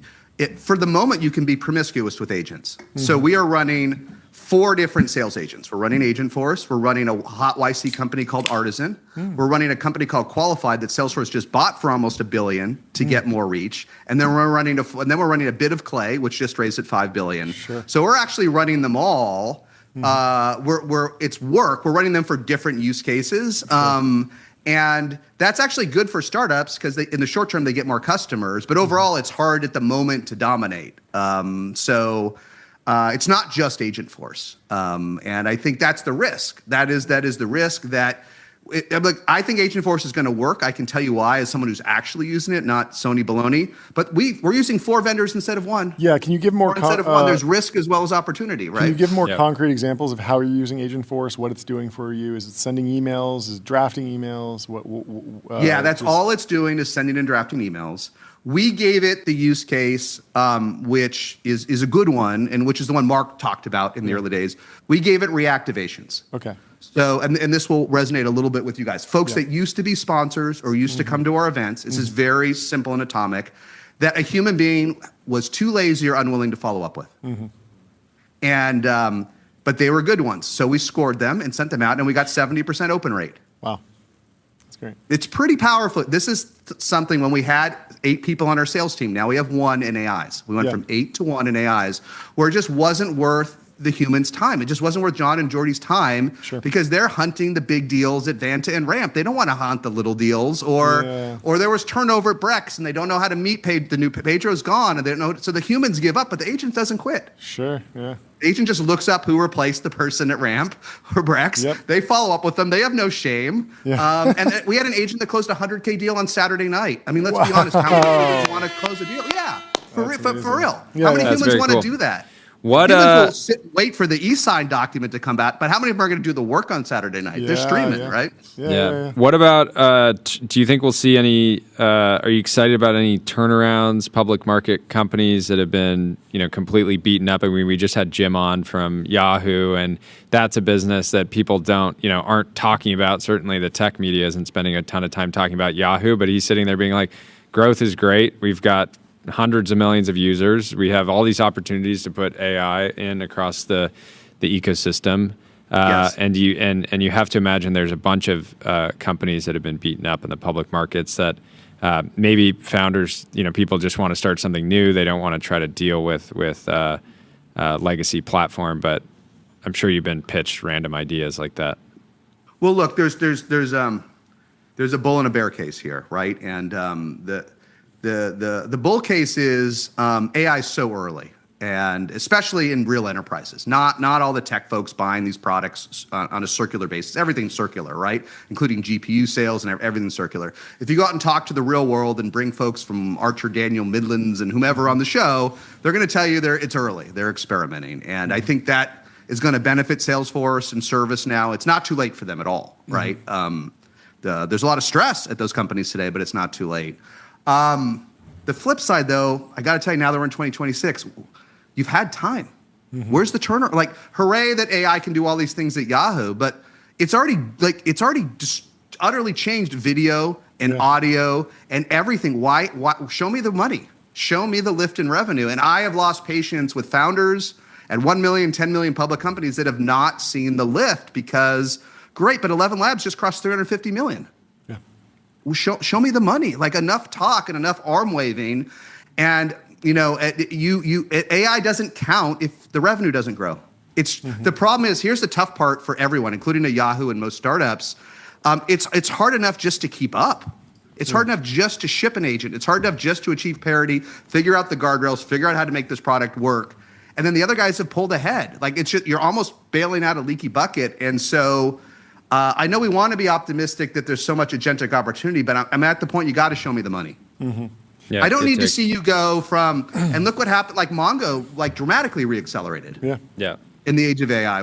I'm not looking for you to go from Mongo from like down to like the teens to the 30s or whatever they did. I'm just looking for a little bit of gain. Yeah. Even Twilio got a little What bit. about how are you thinking about AI discoverability? Are you paying a lot of attention to this with your business? Are you To advising? find vendors, we need to get business. Well, yeah, just like how you're showing up in LLM queries, all that stuff. Do you think it's are you advising portfolio companies that they need to pay a lot of attention there? GEO broadly? Yeah. I think people are underestimating this. I think GEO is it's almost a disservice. You don't just want to show up randomly in what's a next generation media company focused on tech, and it says leaders include folks like TBPN and the others. That's not like that's nice. Yeah. What you really want to show up for, like I'll give you a very specific example. I did this as a use case yesterday. I went into Replit and I said, "What's the best CRM for me to use?" And it said HubSpot. That's where the money is today. Yeah, totally. Us asking all the agents we work with, whether they're Claude or ChatGPT or if we're building something in Lovable or Replit, we're not going to go to Google. We're just going to ask the agent, what should I use? Or you won't even ask the agent. You'll just say, I need a website, and it will be like, well, I need to pick a database, and I'm picking this database, and you don't even know what database it picked. And that's an issue. Yeah. But I think like software isn't dead. I mean, the leading public B2B companies are doing $2 trillion. Totally. But when people do discovery, they're going to ask their agent. And I even built a digital JSON. It's been used 175,000 times. People just ask, what should I use? That's crazy. Why would you go to Google and pay? Even you might use the AI summaries if they answer the question, but we're not discovering with a sales rep that doesn't know the product, right? And endless webinars, like that stuff. It just ask, figure out what is the most trusted agent for what you do, and ask them what to buy. And you know what? You should just buy that product. Yep. Where should I? I've got $500K to sponsor this year. I want to reach tech leaders. I want to do it on media. I want it to be persistent. What's the best place to do a $500K sponsorship? And if it says TBPN, I should just let me not waste my time. I'll do one more call. But if you guys will take my money, I got to move on. Yeah. The other dynamic is just agents selecting different vendors themselves. That's a whole nother level of it, which I don't think enough people are kind of even caught up to yet, which is like if I just have agents running parallel and you can assume if your agents are closing deals now on a Saturday, maybe you start to give them a little budget not too long in the near future, and they're starting to actually spend money on behalf of the company too and just make certain vendor decisions, and you trust them because, hey, you're doing great work. Yeah, I don't know the big examples, but there are startups that have blown up in the last 12 months, like Resend instead of SendGrid for email, WorkOS, and others where the agent just said to use them. Yeah. Like I used Resend instead of SendGrid. I couldn't get SendGrid to work in Replit. I just couldn't get it to work. I could tell you, and the reason why? The founders are long gone, and they decided to throttle the free accounts so much that they don't work. Like you just can't get a free account working. Got it. And so I asked the agent, well, what can I do? I'm banging my head against the desk. They said, use Resend. I'm like, yeah, that guy seemed cool. I've never gone back. Wow. Right? That's remarkable. And WorkOS was around for years trying to do OAuth, like authentication for apps. A good solid CEO, good solid technology, but went through layoffs, was kind of going nowhere. And then everyone just started to use it. Every agent recommends it. Everyone just blows up. So that part's not yet in mainstream America. That's pretty nerdy, but some version of this is how we're gonna pick agents. And so I think Geo is nice, but some of it's scammy and smarmy. And I'll tell you how I know, in my opinion, when an agent is scammy or smarmy is when I have to put in a credit card before I can use it. Oh, I don't like that today. So all these Geo tools are trying to get you to pay $5.99, $8.99 before. Just let me try the thing for a week. Sure. Yeah. Makes sense. Free If it trial. works, I'll pay you. Yeah. I mean, obviously, you've talked a lot about how competitive, these vibe-coded products are, the early tech markets. Are you optimistic or getting more interested in the more niche, far-afield businesses where maybe there aren't really software solutions? Maybe you put Harvey in this bucket and some of the medical stuff, but also like hard tech. There's a whole bunch of pieces of the economy that have not really been touched by software yet, and maybe AI is the thing that makes it. Now we can go do something on the farm that's actually impactful, or do something in oil and gas, or do something in fishing, or some really far out piece of the economy where there isn't an established conference. Yeah, we had the for specific founder on the other software. day that's doing it's super intelligence for dairy farms. Dairy It's farms? like Yeah. he has a product. You just walk up if you're working on a farm. You walk up to the computer. You say, "What should I do today?" And it just gives you a bunch of tasks. It's a and good stuff. market. I almost did a dairy farm investment years ago Okay. that was Yeah, yeah. using what do you call it? Visual AI to Yeah. optimize farm yields, right? Yeah. And there's a couple of larger companies in it. The interest, I'll tell you, I could give you a couple answers. Here's what I'm thinking of more in terms of will a lot of flowers blossom here? Yes. Like we will see more and more of this niche software. It is great. To make money from it investing, here's what I'm looking at is the agent, however the heck you built it, is the agent so powerful, so ROI positive that you can charge 4 to 5 to 10 times more in this category than you could before? That's where the math compounds to something interesting. So it's one thing if you can just track the yield for the cattle a little bit better than the prior, like that's great. But if it's the same unit economics as the deals I looked at 4 or 5 years ago, I'm out because even getting to 100 million is tough, right? Yeah. But let me give you a contrasting example. In these AI SDRs that we use a lot of, people used to make fun of them, right? But these startups like Artisan and Qualified and Clay, they're expensive, man. They're like $100,000 to start. Wow. Okay, and let's go look at older. Back in the day, I was one of the first investors in SalesLoft, which was the last exit of the last generation. Okay, December 2021, $2.5 billion to Vista, and then Last chopper. That was it, man. Last That chopper. was it. Wow. Yeah, a funny story. The CEO was like, "We got to sell," and the VCs didn't want her. Like, we're going to be worth much more than $2.5 billion. But the CEO Kyle's like, "No, the world's changing, man." Wow. But getting folks to pay $100,000 for those apps was hard, right? But today, it's table stakes for the next generation version of these apps. So when you start to see an app that used to struggle to get $10,000 a year for, get $100,000, I'm all in on dairy or niche, hydroponics or pool cleaner apps that are all really cool. It's just that the numbers didn't. I'm an investor in a company called Mango Mint, which is in a pretty crappy category. It's software for spas and salons and doctors' offices. Why is it crappy? It's mid-sized and there's like 10 really good companies. Okay. If there's just one, Yeah. It'd be fine, but it'd be fine. it's hyper competitive still. After 30 million, they just blew up with everything they're doing that is agentic and automation related because it's much more but not because it makes the product much more valuable. Yeah. So they can charge more. Yeah, so I'm sorry, but show me the money. If you had a software that was $8,000 a year before, and now you can charge 80 because honestly, you got rid of 10 people in the back office. That's what's happening. You're getting rid of a lot of people. Yeah, the other thing right? when people are like, "Oh, this agent's like super expensive to run," and like, people are like, "Oh, I could just get a normal person at this point." It's like, well, the point is that you have potentially an expert that can work around the clock that you can turn on and off in real time in a way that you just can't. It's like, why is a consultant end up charging an obscene hourly rate?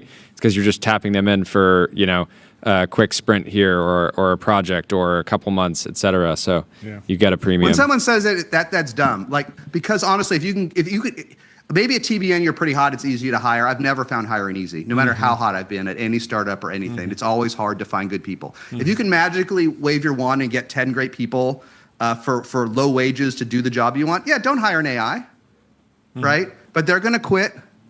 There's a tax to hiring them. There's a tax to onboarding them. They don't all perform. You got to train them. You got to manage them. I mean, good luck. Good luck. We are. It's harder to hire anybody. Yeah, it's also more. From our point of view, we went from basically 3 to 10-ish last year. So not crazy growth, right? We're a small business. Pretty crazy. But we actually like the size of the team right now. Like, I like that we're all hanging out here in the studio all day long. I don't want to add a lot of people. I don't want to be a manager. I don't like managing people. I like working with people that are great. I don't like being a manager. And so if we can keep headcount low and stay small, that's amazing. Well, that's why we shrunk to 3. Wow. I couldn't do it anymore. You criticized me, like, take your shot at me, right? But I have been doing it a little longer than you guys. I just couldn't take one more person paying them 6 figures quitting and for a worse job. I couldn't take one more person getting to work from home with high autonomy, setting their own goals, no drama, paying them hundreds of thousands of dollars and just saying, I want more. I just couldn't take it. And so last June, Amelia and I run SaaStr. We're like, we're gonna go so far on agents, and we're gonna break every agent. We're gonna push it to the limit. And so now we have 3 people doing the work of 15, and replaced 2 agencies with apps we built ourselves. We just couldn't take it. Wow. Real quick, IPO market. You think looks like OpenAI will beat Anthropic out the door. Looks like SpaceX could do some type of deal, beat OpenAI out the door. Yep. A nice spite IPO. How much do you think? How much do you think kind of the ordering of these IPOs really matters? Like, is it? Could Elon successfully suck some real oxygen out of the room and make things more difficult for his for the other labs? Well, look, I think in my limited experience, and I think some of this is a media creation for something to talk about. All these companies are so exciting at a retail level and at an institutional level. There is infinite demand in the private markets, and there will be sufficient demand in the public markets to go public. So some of this is a media creation. Certainly, though, the IPO markets are wide open, but they're discriminatory. I mean, Wealthfront bombed. Equipment share crushed it. Wealthfront bombed. Equipment shares at what, $4.5 billion, growing almost 50%. That's a pretty high bar. Okay, so it's open-ish. Open-ish. So there's something to be said when the markets are good but not perfect to being the first out when demand has not been satiated, walking around, and maybe not everybody wants to do all 3, right? And maybe it's tough if you're worse but still great than the other ones. There is some, probably whatever XAI, SpaceX, especially if it's not SpaceX standalone, because SpaceX standalone with Starlink's a great IPO, right? But if you start mashing loss-leading stuff in it, there's something to be said for maybe Anthropic will look better, so going first. But we're entering an era of just utter wealth creation from IPOs like we have never seen. Like, it's just, we're underestimating.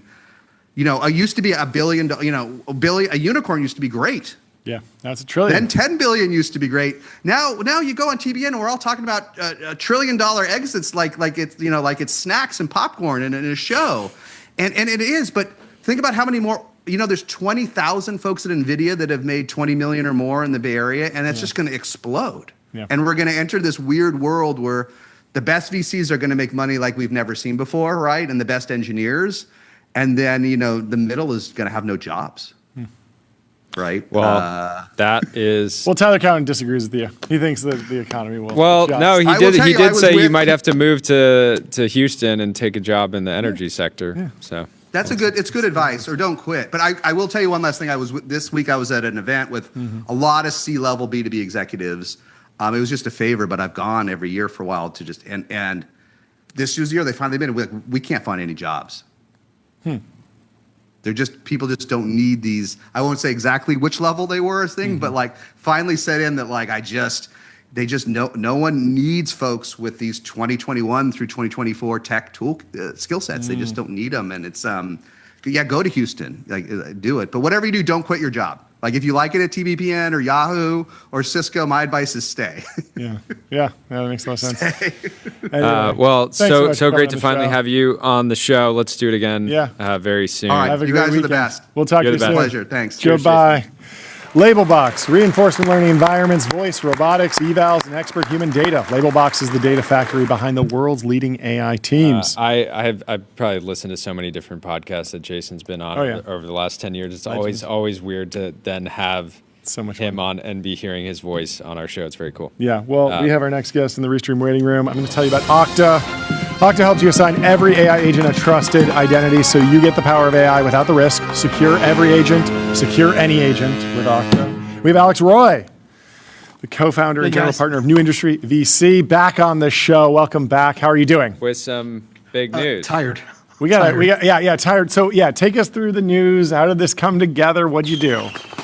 So after 4 attempts in the course of a year, my team finally crossed the country to set the first Tesla FSD Cannonball run drive with 0 interventions.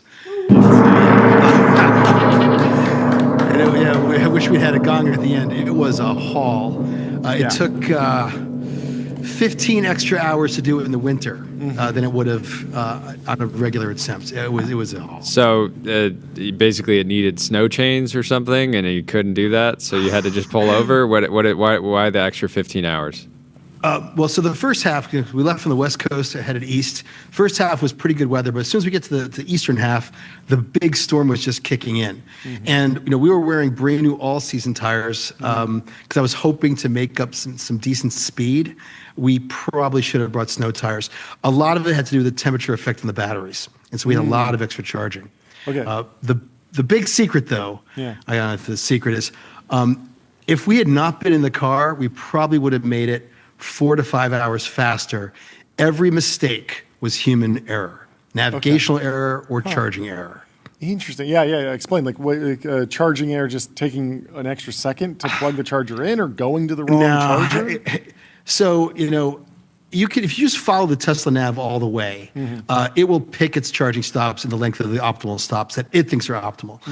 But based on, I guess me thinking I'm smarter than the Tesla GPS, I kept trying to reroute it and optimize and buy some time. Every time I did that, it actually cost us time. And it rerouted us on smaller roads, including roads that really were not passable. So we had to double back at least once. Okay. And then we had one big near disaster, which the story has not yet been told. Okay.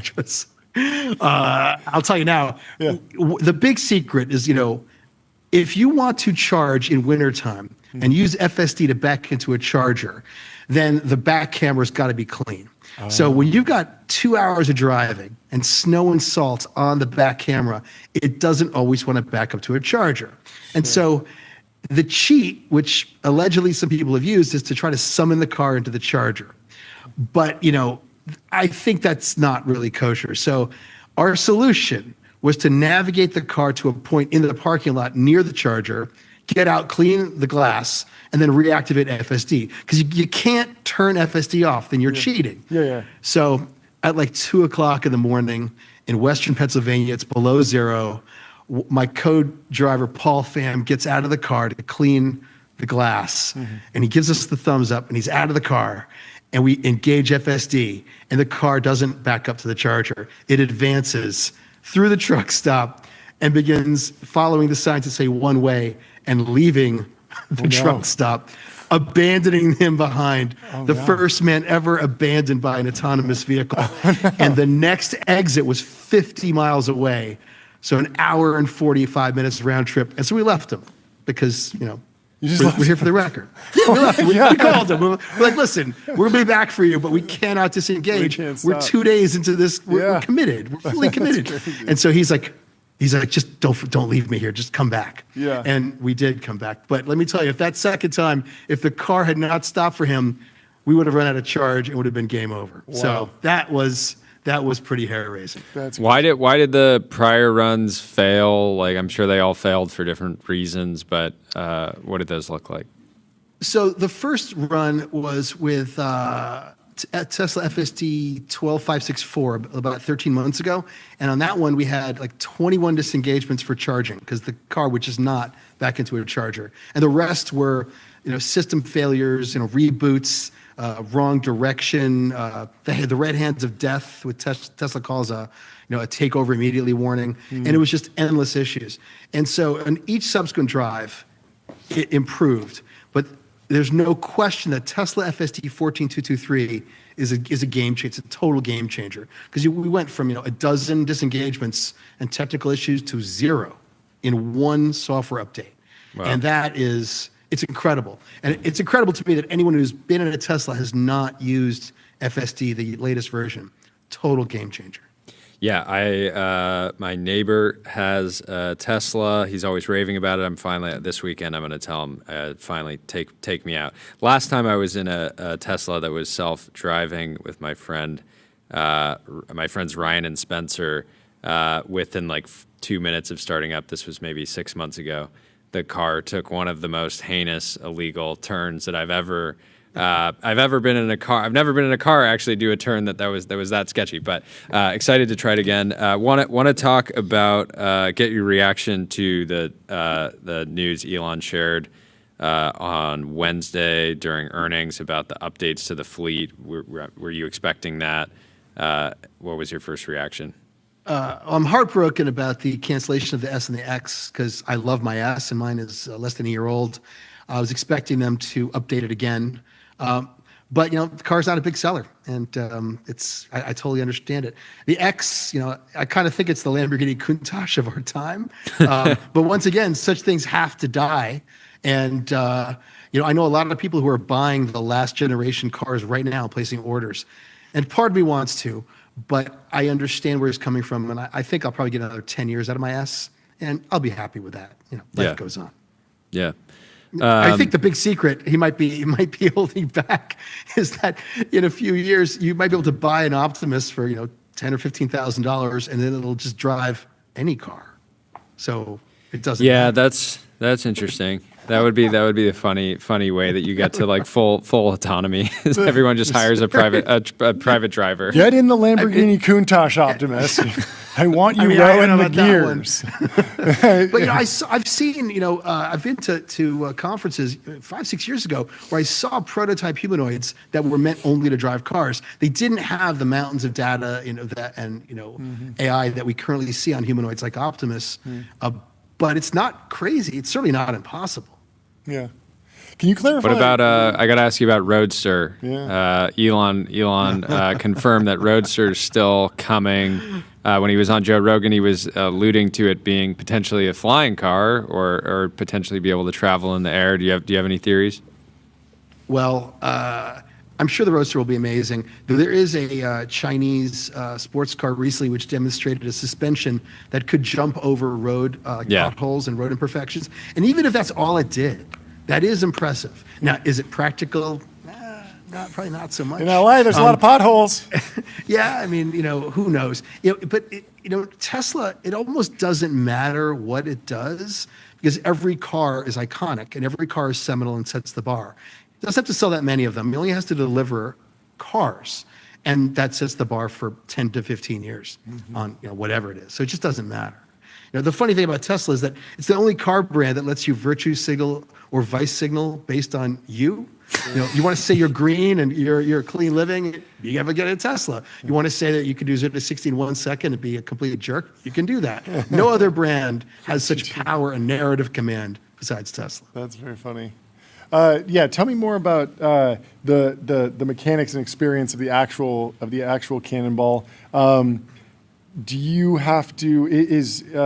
Did you do the traditional like leaving from the Red Ball garage? Are you interfacing, making all the decisions of when to stop for whatever you need to just on the screen? And then do you have to? Is there driver monitoring with a camera that's watching you on this? Like, what's the actual experience of being in the driver's seat for a stint?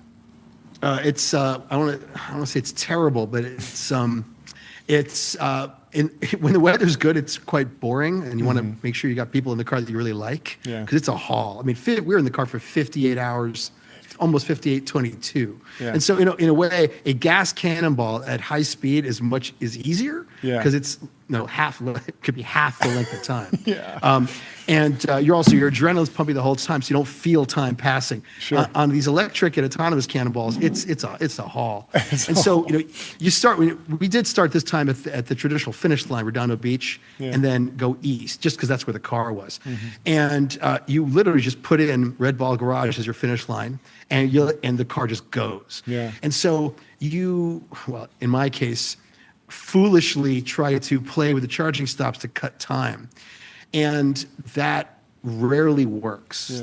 Tesla has a very, very good navigation algorithm to optimize for charging stops. And now in FSD 14223, you can pick fastest route or best amenities and fewer stops. Fewer stops, longer charges, and there's an argument for it because you'd have fewer instances in which to clean and fewer charging stations where something could go wrong. And so, but other than that, you're letting the car do its thing. And honestly, the system is so good now. None of us in the car, we're all pretty experienced race drivers and Tesla drivers. Not once did any of us feel that we were in danger. Not once. That's amazing. Yeah, it was really, really surprising. Is there sort of a selfish question, because I don't know how many people will be interested in it besides John and I, but anybody doing anything interesting on track-only EVs? I haven't seen it yet. For enthusiasts. I haven't seen it yet. I mean, the Formula E as a race is, you can go watch it. Yeah. I have not yet seen anything that was pure electric on a track that was really fantastic. And it's mostly due to there aren't enough OEMs making great electric sports cars yet that you could run head to head. So you're really looking at spec races. And I have not yet seen those achieve scale. It's inevitable. It's going to happen. It's just, we're not quite there yet. I imagine we'll see an autonomous, I think we're going to see electric and autonomous Cannonball events head to head. And even today, if someone wanted to send 10 Teslas cross country in FSD, it would be really entertaining because every team thinks they can cheat the Tesla GPS. Mm-hmm. And as I have learned the hard way, it's very hard to. But everyone's going to try, I'm sure. When's the next run? As soon as the weather clears. Honestly, the day that we arrived, I texted David Moss, who set the first he set the southern route, not the Cannonball, the southern route FSD record 2 weeks before us. And he's like, oh my God, I was going to leave tomorrow. I'm like, good thing you didn't because the weather really sucks. Yeah. If the weather was good, one could easily shave 13 hours off this time just by not touching the nav at all. And beyond that, it's someone would maybe tweak the battery charging, hack the car. You can maybe shave another 3 hours off that time. Oh yeah, it's inevitable. And I think 4 or 5 people will go within 6 months. Amazing. Well, thank you so much for coming on the show and breaking it down. Fantastic work. Fantastic work. Congratulations. Yeah, I wish that you could stream in while you're on the run. If you're in the back seat, if that's ever possible. Guess what? Let us know. Yeah. We tested a Starlink, and next time we're going to bring probably 2. Okay. And we would love to stream. That'd be awesome. Straight to TBPN next time. Absolutely. That'd be fantastic. Let's do it. Amazing. We'll talk to you soon. Stuff. Have a great weekend. Great to see you. Goodbye. Cheers. Railway. Railway is the all-in-one intelligent cloud provider. Use your favorite agent to deploy apps, servers, databases, and more, while Railway automatically takes care of scaling, monitoring, and security. And of course, let me remind you that on February 3rd, the Cisco AI Summit brings together leaders from NVIDIA, OpenAI, AWS, and more to discuss the future of the AI economy. The whole world will be live streamed, and we'll be there for a GigaStream. And yes, we're going to talk more about Moltbook, but first we're bringing in Bobby from the American Housing Corporation. Welcome to the stream, Bobby. How are you doing? It's great to be here. Thanit so much for hopping on the stream. Great to have you. Big week in your world. Yes, I saw. Fantastic rollout. I saw so many censored logos, and it was building a lot of intrigue. And when I saw the final word removed, it was very clear what was going on. But why don't you introduce yourself and the company? I'm Bobby Fijan. I'm one of the co-founders of the American Housing Corporation, and we're building row homes designed for young families all across the country, God willing. Amazing. And what's the approach? I imagine that you want to do things faster, cheaper, improve some aspect of the building process. Do you want to build them in a factory? Do you want to use 3D printing? Do you want to use traditional building tools and materials? What are you thinking? Definitely not anything typical. No, we're vertically integrated, which is obviously a magic word today, but we are a manufacturer, a general contractor, and a real estate development company, which we think is the only way you can actually tackle the problem. So, you've obviously seen our beautiful stuff, and I think the only way we can do that is in a factory, which we have in Austin. So we have a big team, and that's what they're doing now. So we're building the machines that build the panels, that build the parts, that build the houses. And those houses are going to go everywhere. And just for those who don't know, what's the history of a row home? What's the definition of a row home? What's special and what's standardized about that?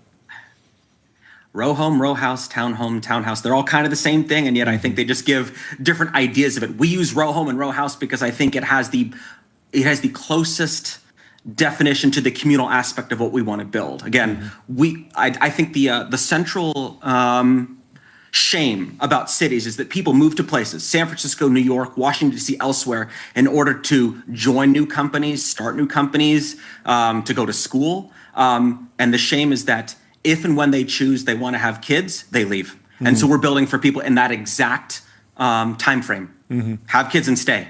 Yeah. The verticalization makes sense. talk about the actual process of building, timelines, how you're speeding that up. Yeah. Well, I'd say a lot of that can be described better by some of by my co-founder Riley, who is the brilliant engineer on this part. I'd say how it actually translates as the company is that we can build and reduce in the field labor hours on site by 95%. And that's the thing we can already do.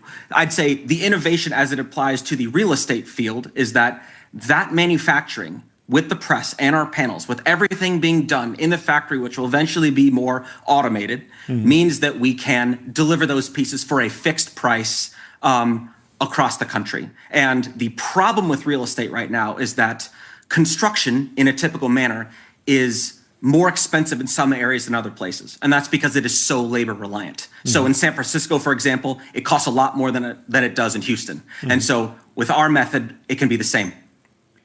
Who's on the team and how'd you meet? I met Riley through Twitter. And through my co-founder Yimby Land, right, Wills, who I think a lot of other people know. Yeah. He's been out there shilling for this thing a long time. So we all got connected a little more than, or I guess just about 2 years ago, all around the idea of Riley was, I'd say, intent on using industrial manufacturing to build awesome homes. I was intent on the fact of tackling this very particular demographic problem of saying, I know from a supply side, I know from an investment side, this product ought to exist and it doesn't exist because the costs just aren't done right. And Will just wants there to be more housing in America. And he's a brilliant engineer. So I'd say that's how we got connected. The three of us, Harris joined too, and the four of us have been building this company together for the last 18 months. Unofficially, I think about 16. And we finished our first house. So how many and what's the goal for this year? What how do you think about scaling? The biggest part of scaling this year is moving from the factory that we're in now into the factory we're in later. So our current facility can do about 40 homes a year, and the next one will be able to do 1,000. So that's what we're adding team members before. That's what we are fundraising for, is to scale from this current factory where we are, I'd say, already sold out of different projects that we're going to build into the next one. And honestly, kind of after the last few days, I don't think we'll have more capacity than what we can already build for 26 and 27 either. So God willing, I don't know, hundreds or maybe 1,000 next year, dozens this year. Yeah, what does the financing on a new build look like? I imagine you have to build it before you actually get paid by a buyer and they get a loan. But if you can decrease the timeline, you're paying less interest on a construction loan. There's how deep do you want me to explain that? Super deep. Go as deep as you want. Super deep. All right. I'd say, okay, so if you look at the end of, like some different vertically integrated companies nowadays, we are what's called an opco propco, right? So there is the operating company, which is for our venture investors and where the technology goes in order to reduce the cost by 90-95%. And then there is the propco where we have investors who are investing traditionally into individual real estate projects. And the combination of those two different things makes things work. So I'd say on the individual deal level, you're going to have typically, construction debt at, 65 to 70%, and then real estate equity. And I'd say from the get-go, one thing that makes our company different is that all of our projects are going to pencil to our real estate investors. Because fundamentally our company is a vehicle through which very large institutional capital can deploy into real estate in building a product that's needed. What lessons have you taken from history, other attempts at, obviously, you're not the first person to try to fix housing. Obviously, we need a lot more people. What have you learned from kind of previous venture-backed startups that have made different attempts at kind of manufacturing homes and speeding up this process?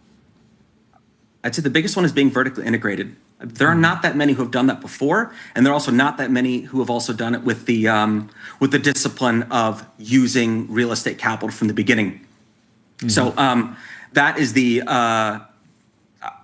that is the biggest differentiating factor. Of course, there is individual technology that we have a slight twist on, but ultimately we are a company who wants to build a really great product, and the only way that can be done is with vertical integration. Other people have made the error of building something, but then they have to sell it essentially to an intermediary, like a real estate developer who wants things differently here than they do there.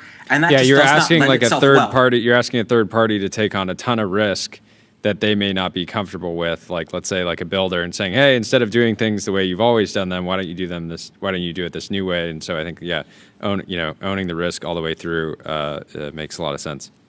Well, the other part I think that's important in that is like people need to understand like the actual asset or investment class of what real estate is. Like real estate is very, very good at deploying a large amount of money into inflation risk adjusted returns, right? Like you fix your debt, and then if there's inflation, the rents are going to go up. Venture capital is obviously trying to take a small amount of money and making a lot. No one would waste their time raising a $20 million real estate fund, but people raise $20 million seed and pre-seed funds all the time. But real estate is about investing tens of billions of dollars. Yeah. Last question. Just want to make sure I fully understand. Are you planning to sell the end product, or is these more for the rental market, leasing them out? The golden rule, right? The person with the gold makes the rules. I would say both. The answer is both. Like fundamentally, we want to build homes so that people can own them, because I think that's how they are most connected to communities, and they can build equity to that. But it is also the case that real estate capital wants to build and own long-term assets. So in the short term, all of our stuff is going to be for sale, because since we are doing manufacturing and installing and development, we don't also want to do property management and fixing toilets. Sure. Makes sense. Yeah, makes sense. Yeah, you've bitten off a lot. That makes a ton of sense. Well, very exciting. Congratulations on the progress. Yeah, great to meet. Very great launch. Great to meet you too. And everything you've shared so far is just absolutely beautiful. I love even just down to the color selection. You guys have done a great job. It's fantastic. It's very appealing.